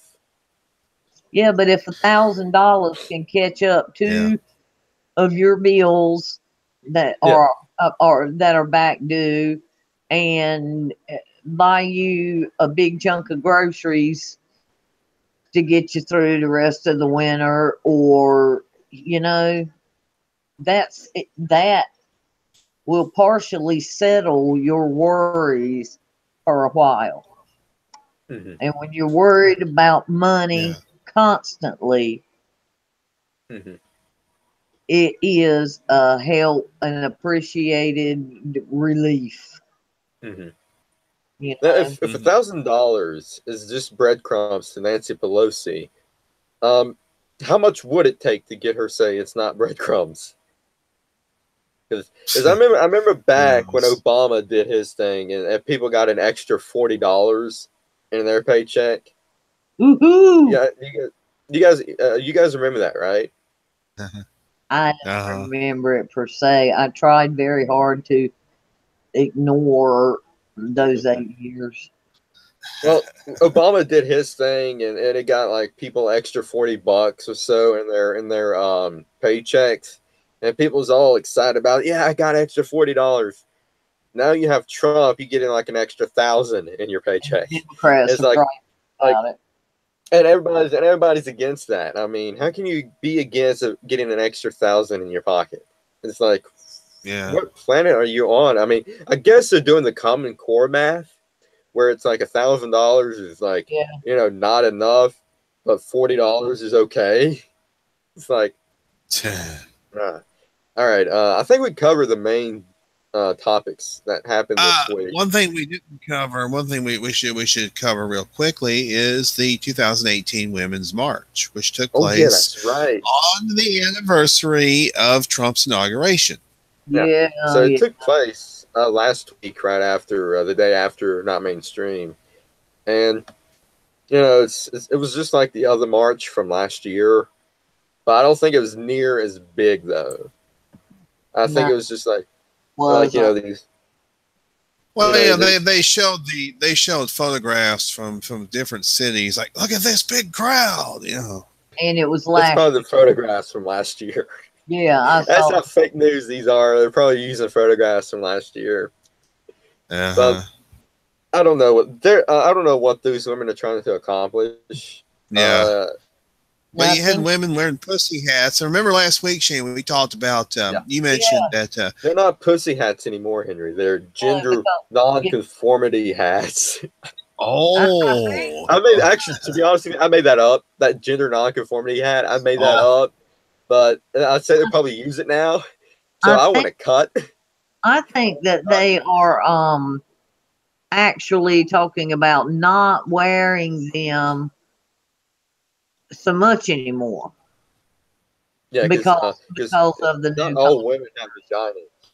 Not all women have vaginas. Oh yeah.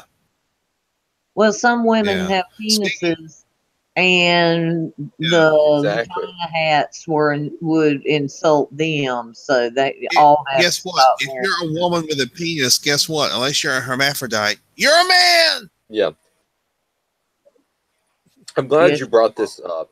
I'm glad you Like I brought say, this up because unless you're this a is a big hermaphrodite. story. Oh yeah, yeah, absolutely. I'm glad you brought this up, and this is a concerning big story that's happening in California. Not California.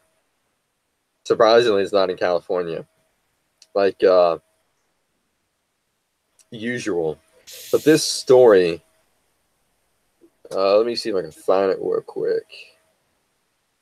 I'm looking for something too that. This happened in. Okay, I found it. Okay, so this happened in Chicago.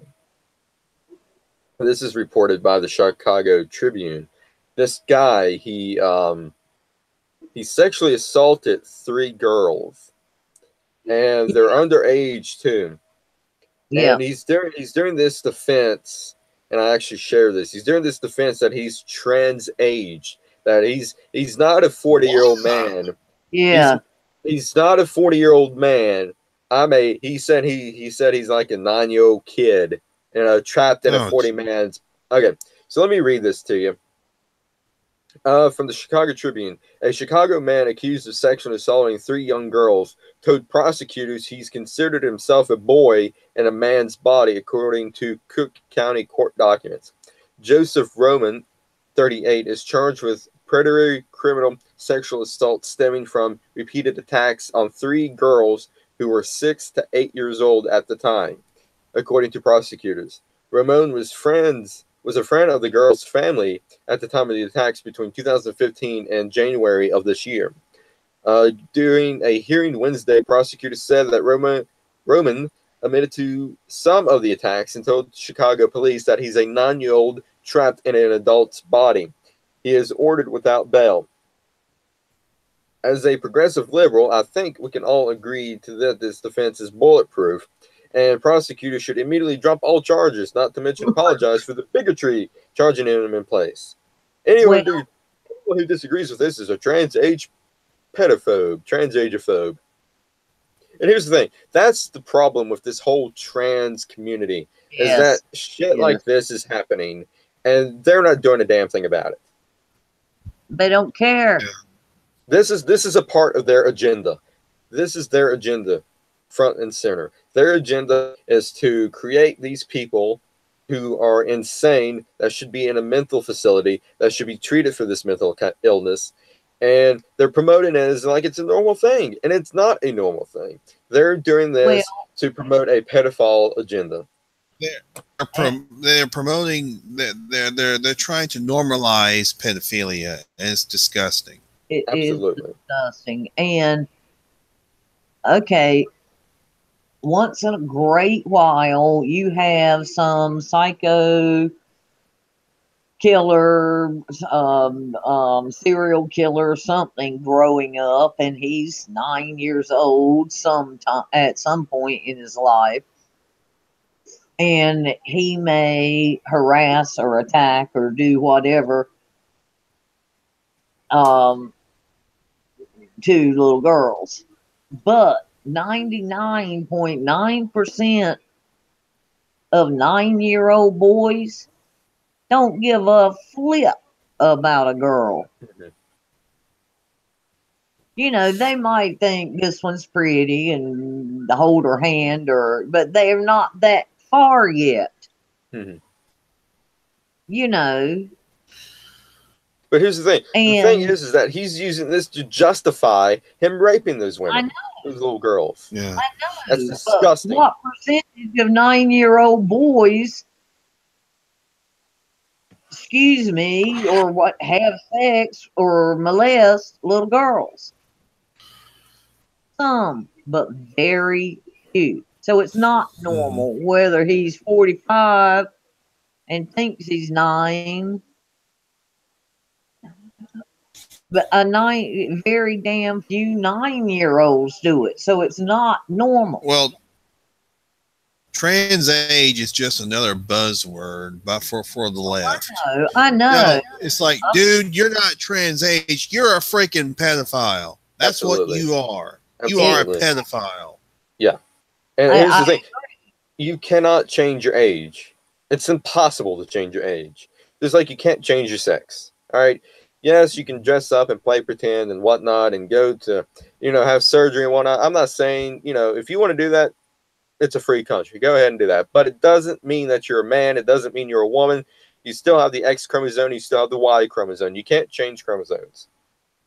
But two genders.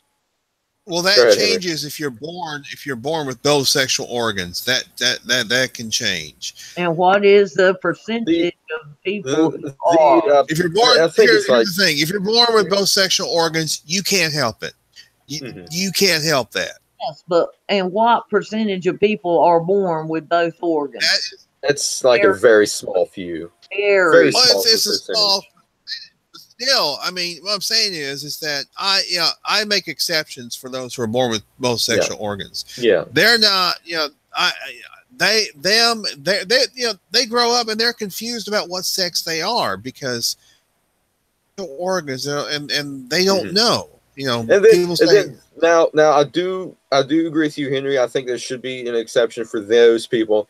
As for let's say if they want to become a girl, they can, have that part of their genital chopped off, or if they want to be a man, they can have that other part chopped off.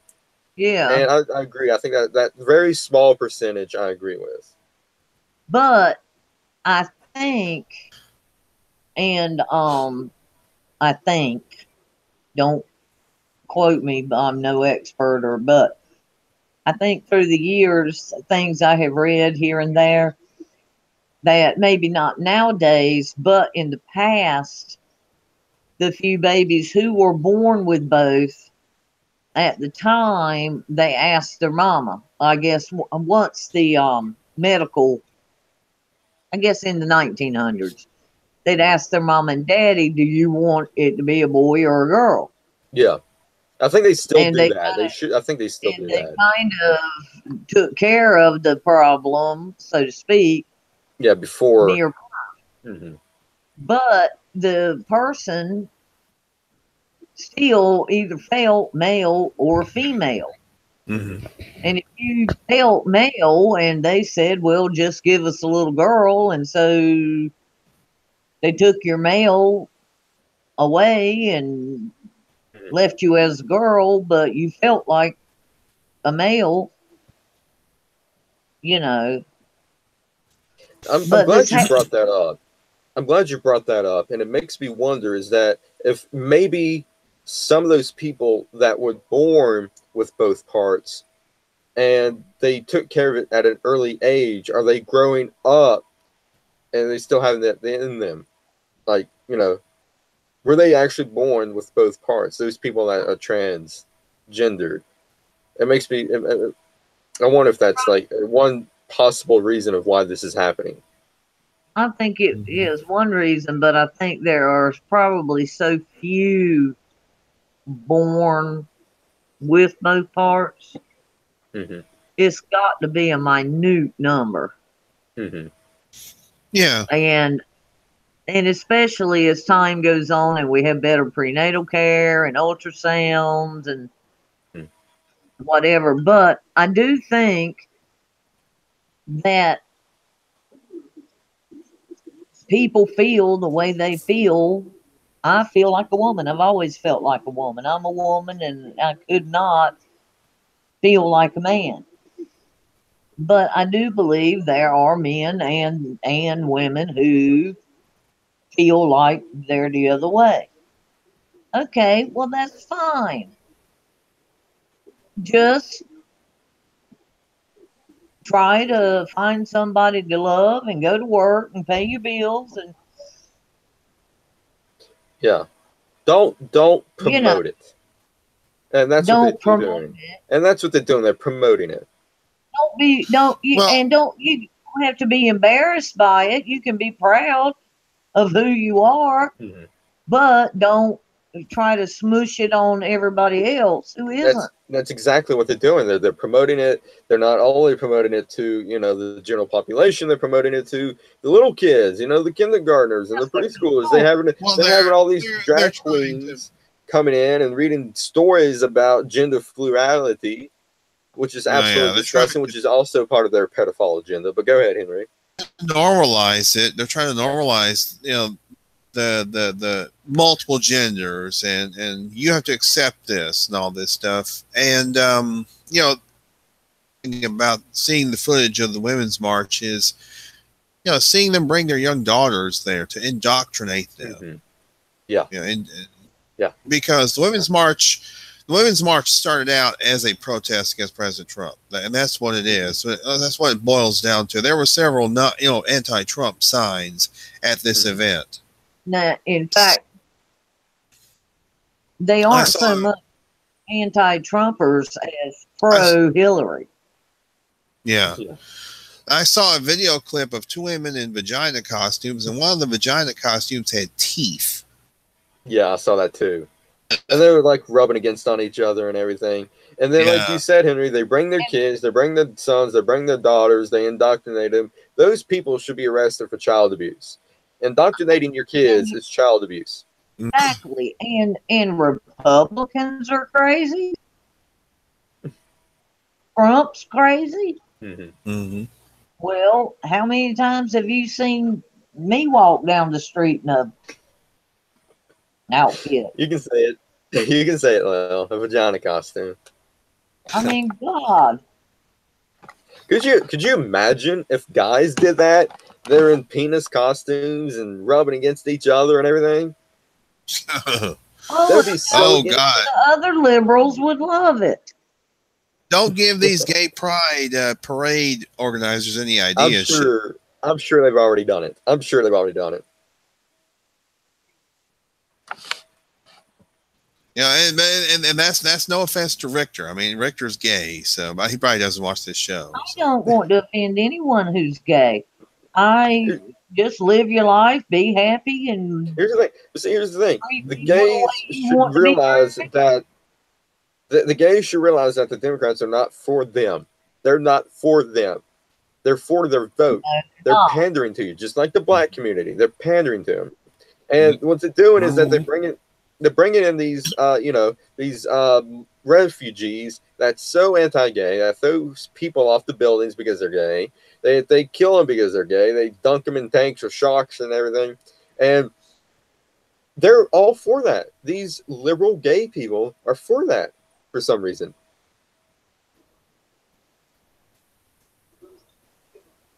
Yes, they are.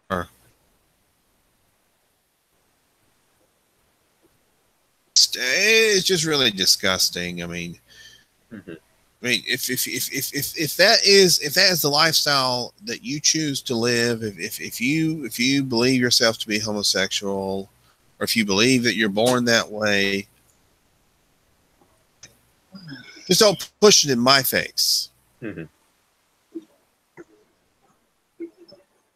Yeah, like I said, here's the thing. I don't agree with the whole thing. You're happy? Here's the thing. I don't agree with it, but if you treat me right, I'll treat you right. Yep, there you go. Well,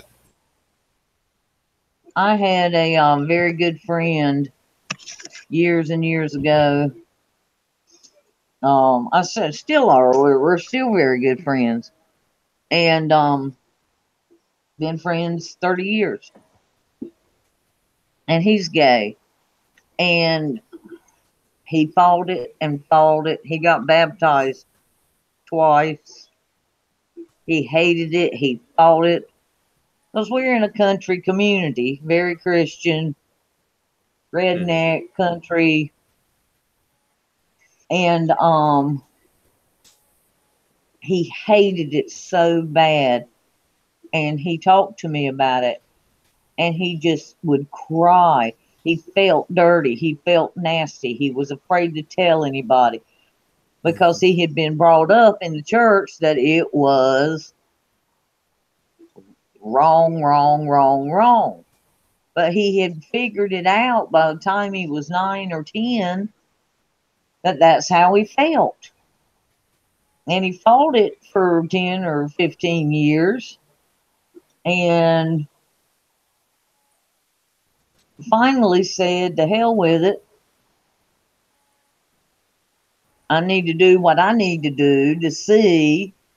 And got up and met a man and stayed with him 20 years. And he died, and he got up with a good friend, and they've been together 10, 15 years. So I really feel like from him, he couldn't help it. He didn't pick it. Mm-hmm. He didn't just decide in college one day, oh, I'm going to do another man just for the fun of it to see what. That's how he was. And you know, God made us all the way he made us. And I just think, let God judge, but don't push it in my face. Yeah, absolutely. Yeah, I agree with that. You know, I don't care who you are, what you do, what color, what sex, whatever. Yeah. Just be a decent person. Mm-hmm. And these liberals out marching are not decent people. Absolutely not. These I mean, these people. I mean, this videos though. They're like so out of it. I mean, it's like, what planet are these people on? I know. And you watch these, like where a conservative will go in to the march and just act neutral or whatever, you know, and ask them, what are you marching for? Oh, well, I watched These are one the the other day, and one girl was so damn high she couldn't hardly speak. You could see it in her eyes. yeah. I Her, mean, it's like, oh, jeez. Yeah, they don't know what the march. The people that doesn't know what the marching for is the ones that's not getting paid there. They're the ones that's not getting paid. Is that? yeah, but a lot of them marching still. Yep. They know what they've been paid for, but they don't have a script on Mhm. how to answer a reporter. Yeah. You know, you can find a Yeah. lot of stupid in those places. Hmm. Amy commented, and this is like a while back when we was talking True. about Tide Pods, retards. So Heard her on that. I think that's still acceptable for what we're talking about. But I think that's pretty much it. I think we covered all the main stuff. Yeah. So let's get through some local news. Henry, Lyle, you got any local news? Yeah, we're gonna go to Lael first, see if she's got anything. So I can bring up.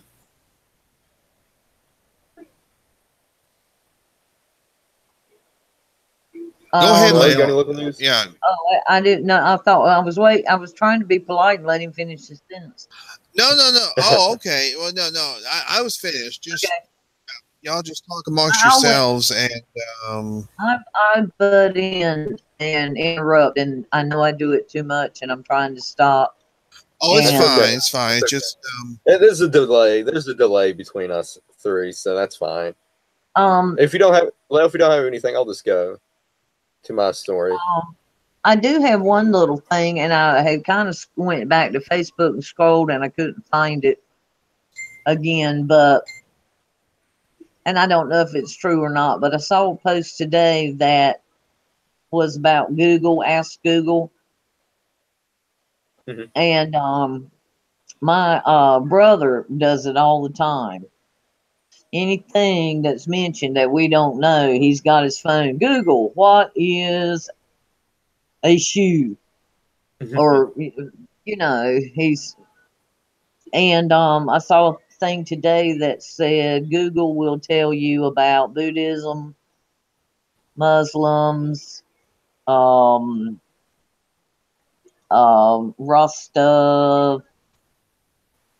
Rastafarian or whatever that word is. Um, there was like 5 different major religions, Hmm. Yeah, I heard that. Yeah, I and saw that too. and then there was like Jesus Christ, and then they had I guess it was a list of when they asked or whatever. If there was because there was one said Jesus Christ, and then one that just said Jesus, and there was no answer.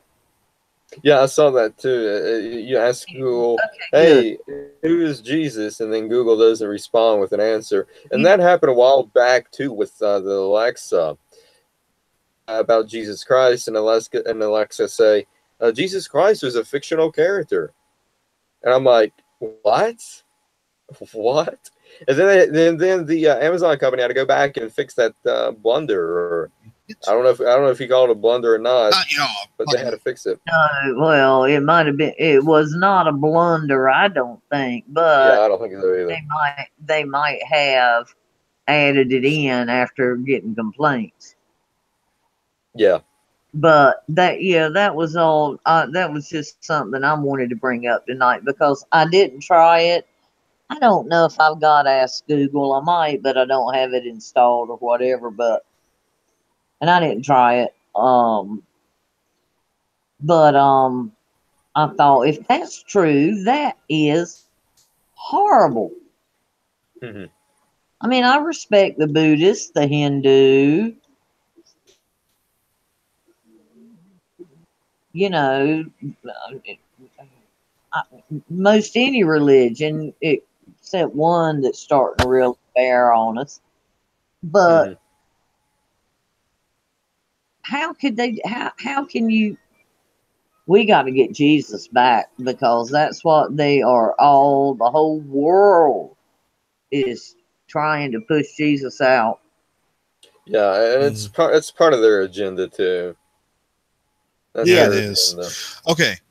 All right. I finally got my news item up. 11th annual Mississippi Blues Marathon set for Saturday. Last year, a sudden cancellation due to bad weather caused the Mississippi Blues Marathon to take a year off, but this year they are back for their 11th annual event. Downtown Jackson will play host to the Boston Marathon Qualifier on Saturday, January 27th. Marathon course takes runners on a scenic tour of the capital city, passing historic landmarks, centers of education, and numerous residential areas conveying the personality of Jackson. The marathon's website says that live music will be hosted throughout the course to honor Mississippi's rich blues history. Mississippi, and they are also a big part of the race. Local Mississippi blues artists provide the soundtrack to the entire race weekend, beginning with the pre-race expo and continuing through the finish line. In addition to music at the start-finish area, live musicians will be stationed all along the race course. A portion of the proceeds from the marathon benefit the Mississippi Blues Commission's Musicians Benevolent Fund. Runners are coming from all over to participate in this year's race, with 47 states and 7 countries represented in this year's field. If you're looking to run, you can register online. If you're not looking to run the full 26.2-mile marathon, the event will also feature a half marathon, a quarter note race, which is 6.5 miles, a 5K, and marathon relay, where a team of 5 will complete a marathon in stages. Awards will be presented following each of the races. And there's a link for more detailed information. Click here to view the athlete's guide. So a little bit of something going on here in our state this weekend. Oh. Just kind of a benefit type deal. And yeah, that's pretty cool. That's great. Let's see, what else do I have? Got one more thing. Oh, here's something interesting. If it will come up, if I can click on it. Thank you. Our Attorney General Jim Hood is reporting that wine is being shipped illegally into our state. Strange, because you can go to the local liquor store and get wine. So wait a minute. So how's it being shipped illegally? I'm about to tell you. Maybe. The Office of the Attorney General and the Alcoholic Beverage Council Division of the Department of Revenue filed a complaint last month against 4 wine companies after finding that the companies were illegally shipping wine into the state, including 2 underage Mississippians and dry counties. In Mississippi, alcohol shipments to an individual or business are illegal if the purchase is not made directly to the ABC. The complaint, which was filed in Rankin County Chancery Court, seeks injunctive relief against the following wine merchants: Wine Express Incorporated of Mount Kisco, New York, the California Wine Club of Ventura, California, Gold Medal Wine Club out of Santa Barbara, California, and Bottle Deals Incorporated of Syosset, New York. During the course of the investigation by the Attorney General's Office and Department of Revenue, make online purchases of wine from 63 vendors. Of those vendors, 22 of them, 35%, sold and subsequently shipped products into Mississippi. The primary concern of those purchases were the ones made in the name of an underage person or delivered to a home without an individual over the age of 21.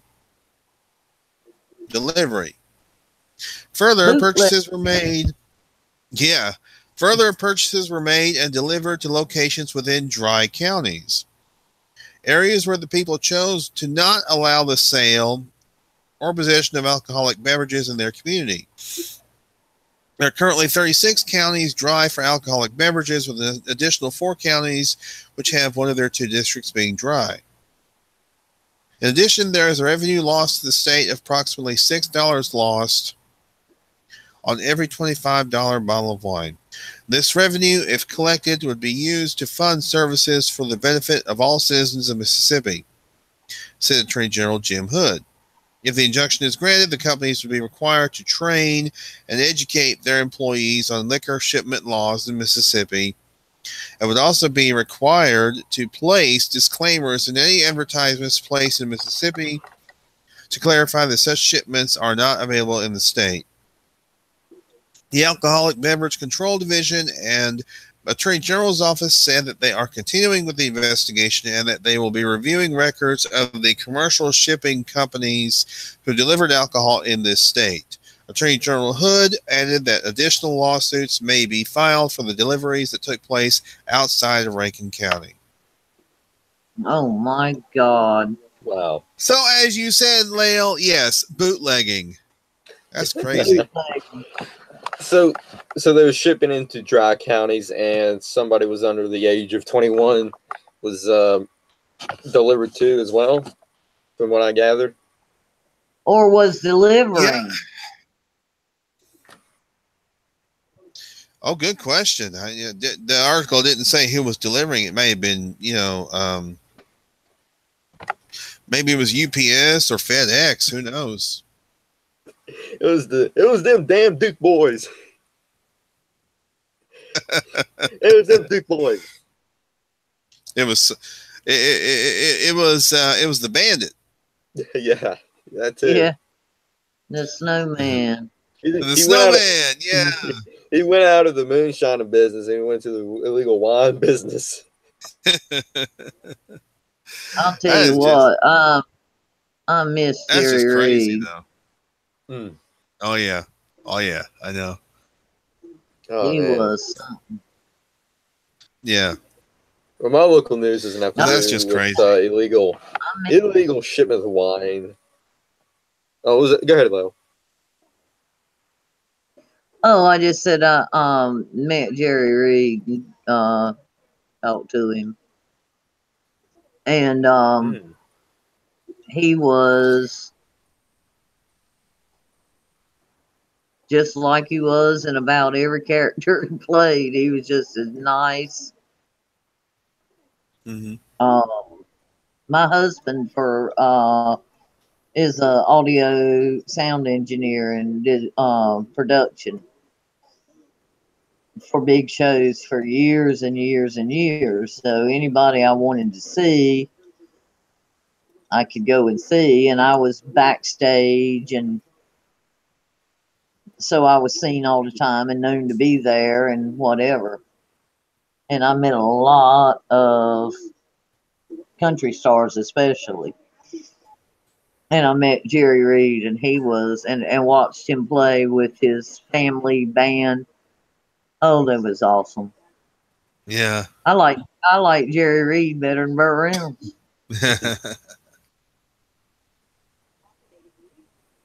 They used Shane, also that. All right. Yeah. Well, before I get to my local news, sorry, Lionel. Go ahead.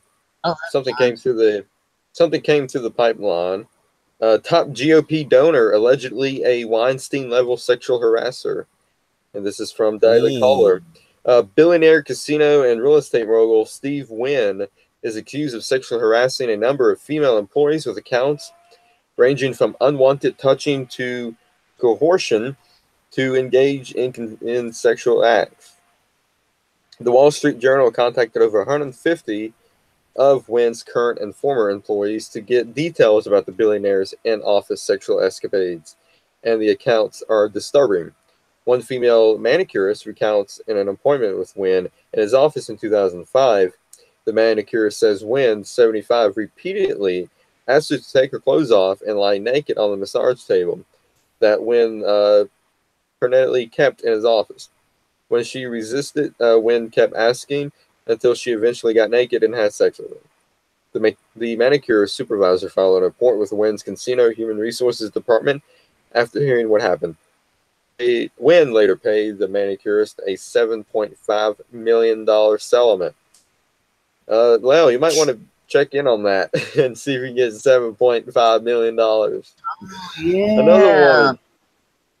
Another woman, a massage therapist, says that Wynn would regularly schedule massage therapy appointments with her, which turned into sexually pleasuring the billionaire for an hour.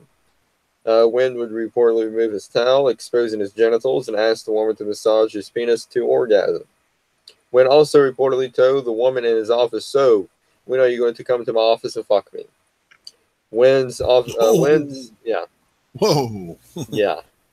Wynn's office responded to the Journal's report Friday, claiming the accounts are likely an effort on part of Wynn's ex-wife, Elaine, to win an ongoing legal battle to win control of his company. The recent allegations about Mr. Wynn reflect allegations made in court hearings on Mr. Wynn's ex-wife, Elaine Wynn, in her legal battle with him and the company. It is clear that Mr. Wynn's ex-wife has sought to use negative public relations campaign to achieve what she has been unable to do in a courtroom, tarnish the reputation of Wynn in an attempt to pressure and revise divorce settlement from him. Wynn Resorts told CNBC in a statement, the billionaire is a big-time donor for the Republican Party, giving hundreds of thousands of dollars to Republican candidates, committees, and state campaigns in 2016 and 2017 alone. Yeah. So, sorry, I had to put some. I turned the camera off. I had to put some eye drops in my eyes. Oh, that's okay.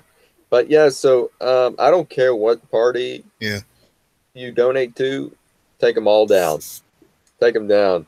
But here's the thing. We're just going to have to wait and see what happens. That's the only thing I can say is just wait and see and let it play out. I mean, it could be true. It could be not true. It could be, ooh. So I'm on opensecrets.org. And here are some of the people that he donated to. Greg Gianforte, Karen Handel. He donated money to Jeff Flake. Jeff Flake. Yeah, he also donated money to Dean Heller. Ooh, oh God, he donated to the Republican Party of West Virginia, Republican Party of Virginia, Kansas, South Carolina, North Dakota. He might donate some money to me if I find out where he was in about, I don't know, July of 85.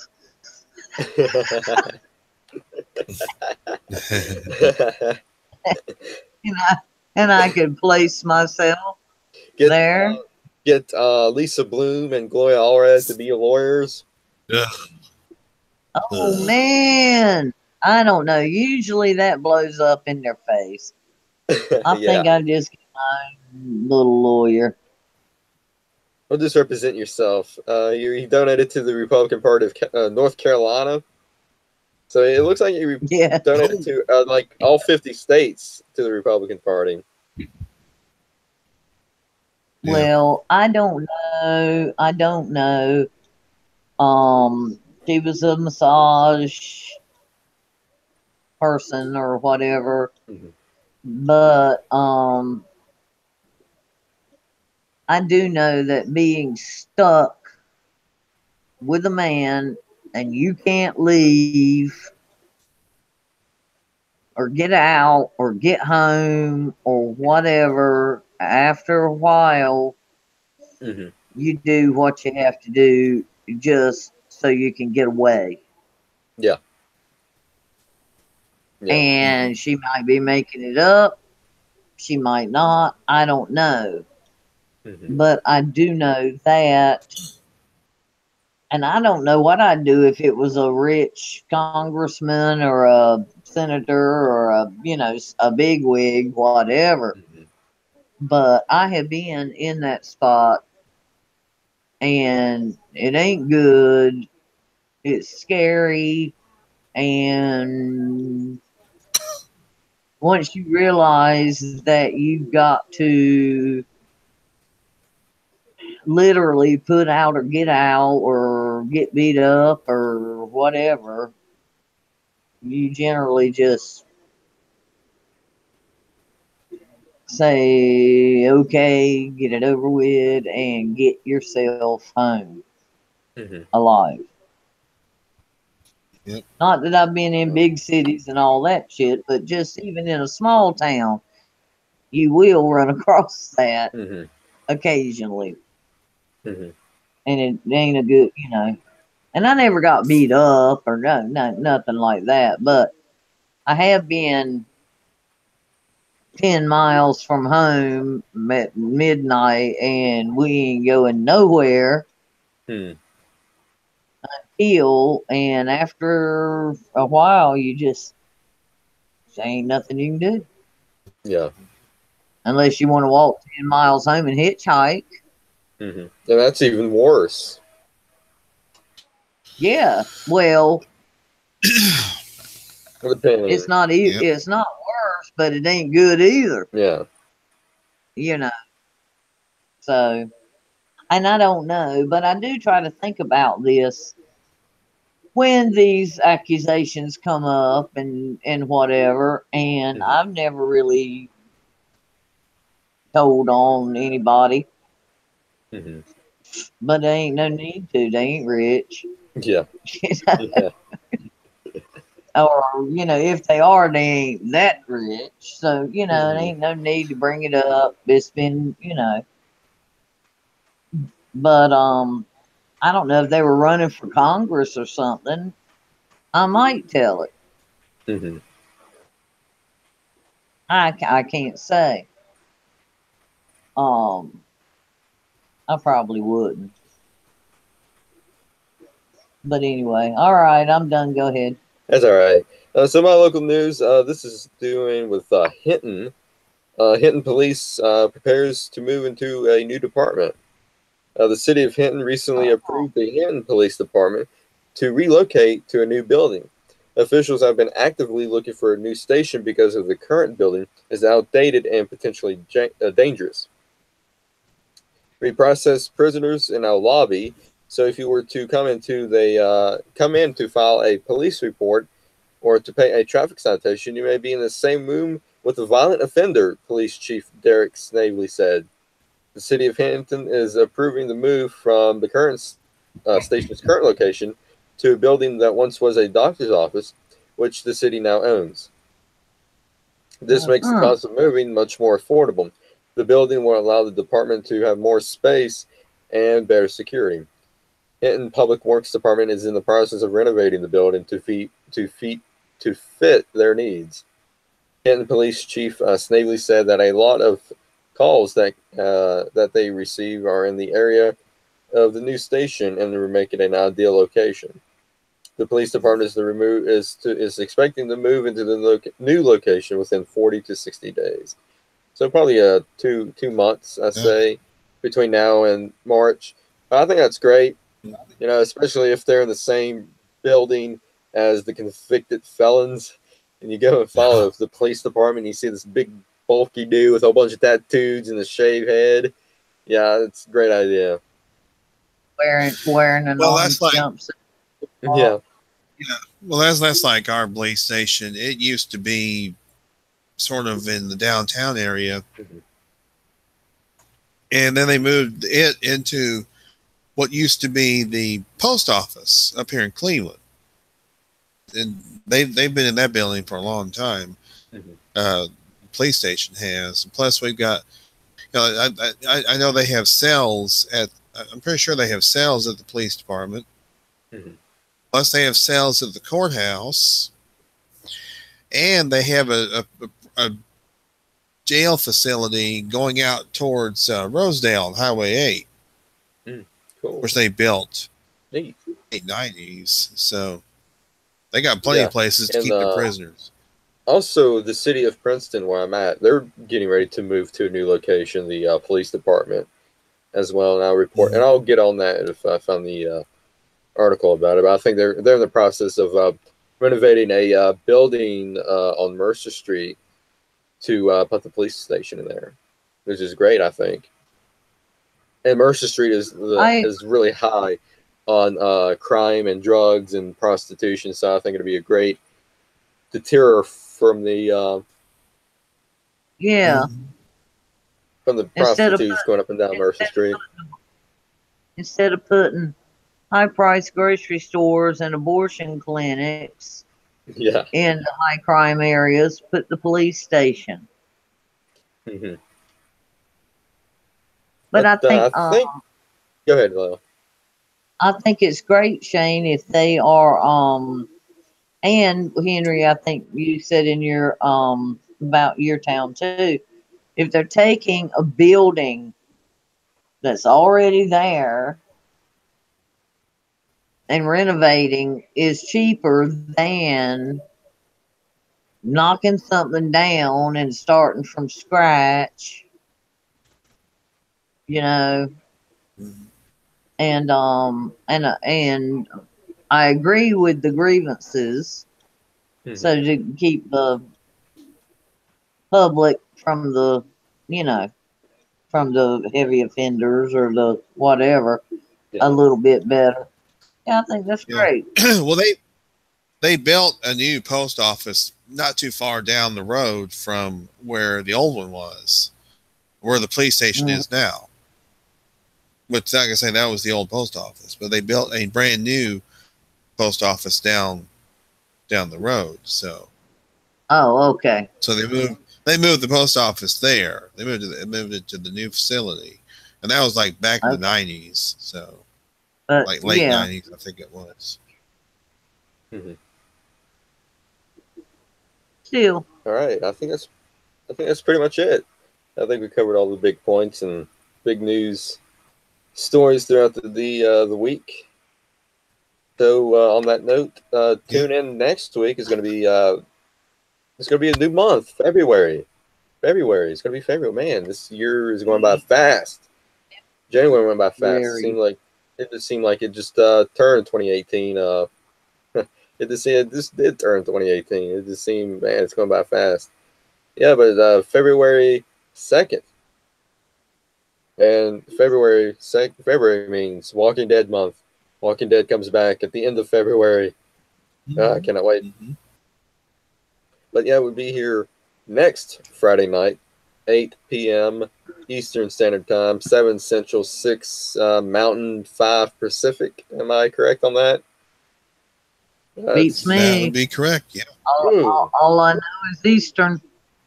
I mean, I can boom. figure the rest. You know, I know the Yeah. rest, but They're like an hour behind, and then 2 hours behind, and then 3 hours behind. hours behind. Yeah. Yep. So next week, 8 p.m. Um, Eastern Standard Time is another Not Mainstream. But if you cannot wait and see me and Henry's lovely faces, watch us on the XCast Wednesday nights and Ghoulie episode 5. We're in the mid season now. We're hitting that midway point in this 10 episodes this season, and I cannot wait Mm-hmm. for this one. I think this is going to be a great one again. Hopefully after the two good ones, the forehead sweat and +1, hopefully you can keep the momentum going and be really epic. And Lel, you got anything? You got anybody that has to add anything? Go right ahead. yeah. Well, we can be live or when we go off air. But James, my son, figured out something he could do today, and he wanted you and Henry to see it. All right. So And yeah, let's go ahead. he's on he's on his way right now. All right. And come on. All right. So let's go ahead and end this right now, and we'll see you here next week. God bless America and God bless President Donald J. Trump. Good night, everybody.